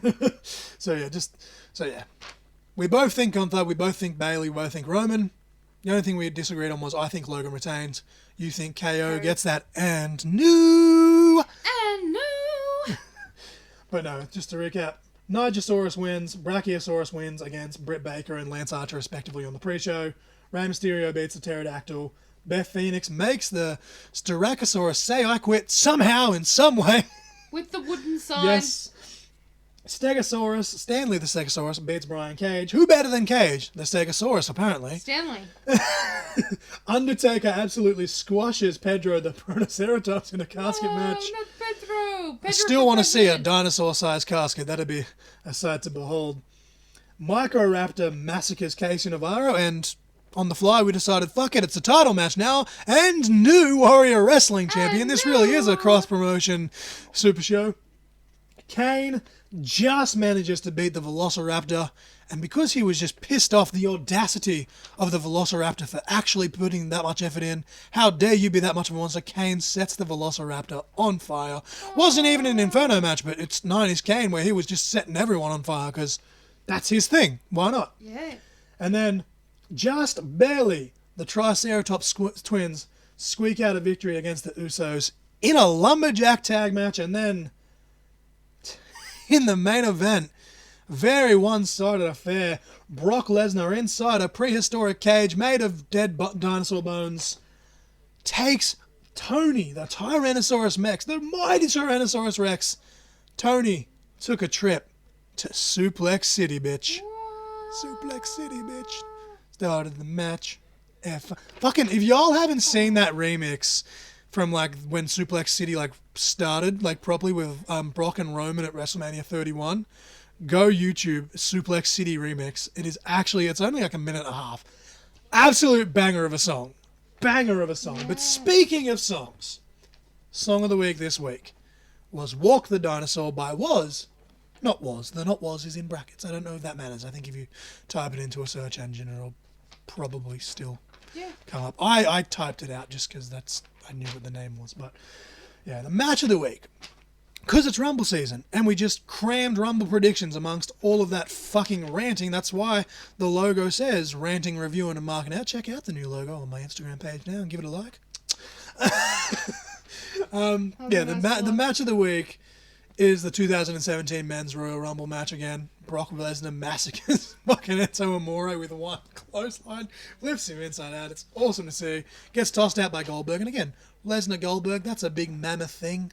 You know, their WrestleMania 20 matches, notoriously known as being one of the worst WrestleMania matches of all time, but I enjoyed it with Stone Cold as referee. The crowd was going nuts. And if the crowd's into it, you're still doing something right, for better or for worse. They still got a reaction. But, you know, speaking of liking the photo on Instagram, please check out the link tree in the description below. It has the Facebook page, the Instagram page, the YouTube page. Facebook and YouTube is both at CIC Pod for the username, or facebook.com/CIC Pod, and then it's youtube.com/at CIC Pod. You've got to put the at in the YouTube URL for some reason, which is annoying when trying to type stuff on Instagram, because I usually go from Instagram and then I automatically share it to Facebook. And on Instagram, it tries to tag at CIC Pod, which isn't my page because that was already taken, which is why it's caught in conversation one word for that. So you just go to the link tree. I have 2 new designs for my actual, John Crossfire. I've got a Susie Q inspired one. I turned my self-portrait from my Crossfire graphics page. I turned into a t-shirt. The new logo for the pod will go on a t-shirt eventually, but currently they're on the Jericho crew, so I've got to wait a week or so for them guys to finish letting their hair down and sipping Mai Tais or whatever they're drinking on the cruise. And yeah, but check out ECW. I'll probably link them in the bottom when I remember as well. And just Sweet. We've ranted on.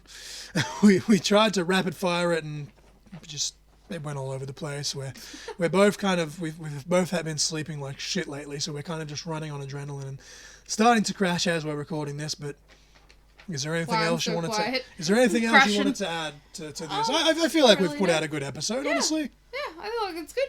We'll go cook dinner. We're having pulled pork tacos. Let's fucking Go. But yeah, I am the Essential John Crossfire. With me is Mrs. Crossfire, Teak, Talika, or you in the bushes. Nova Lee. And as always, you guys were just caught in conversation. Shakalaka-laka.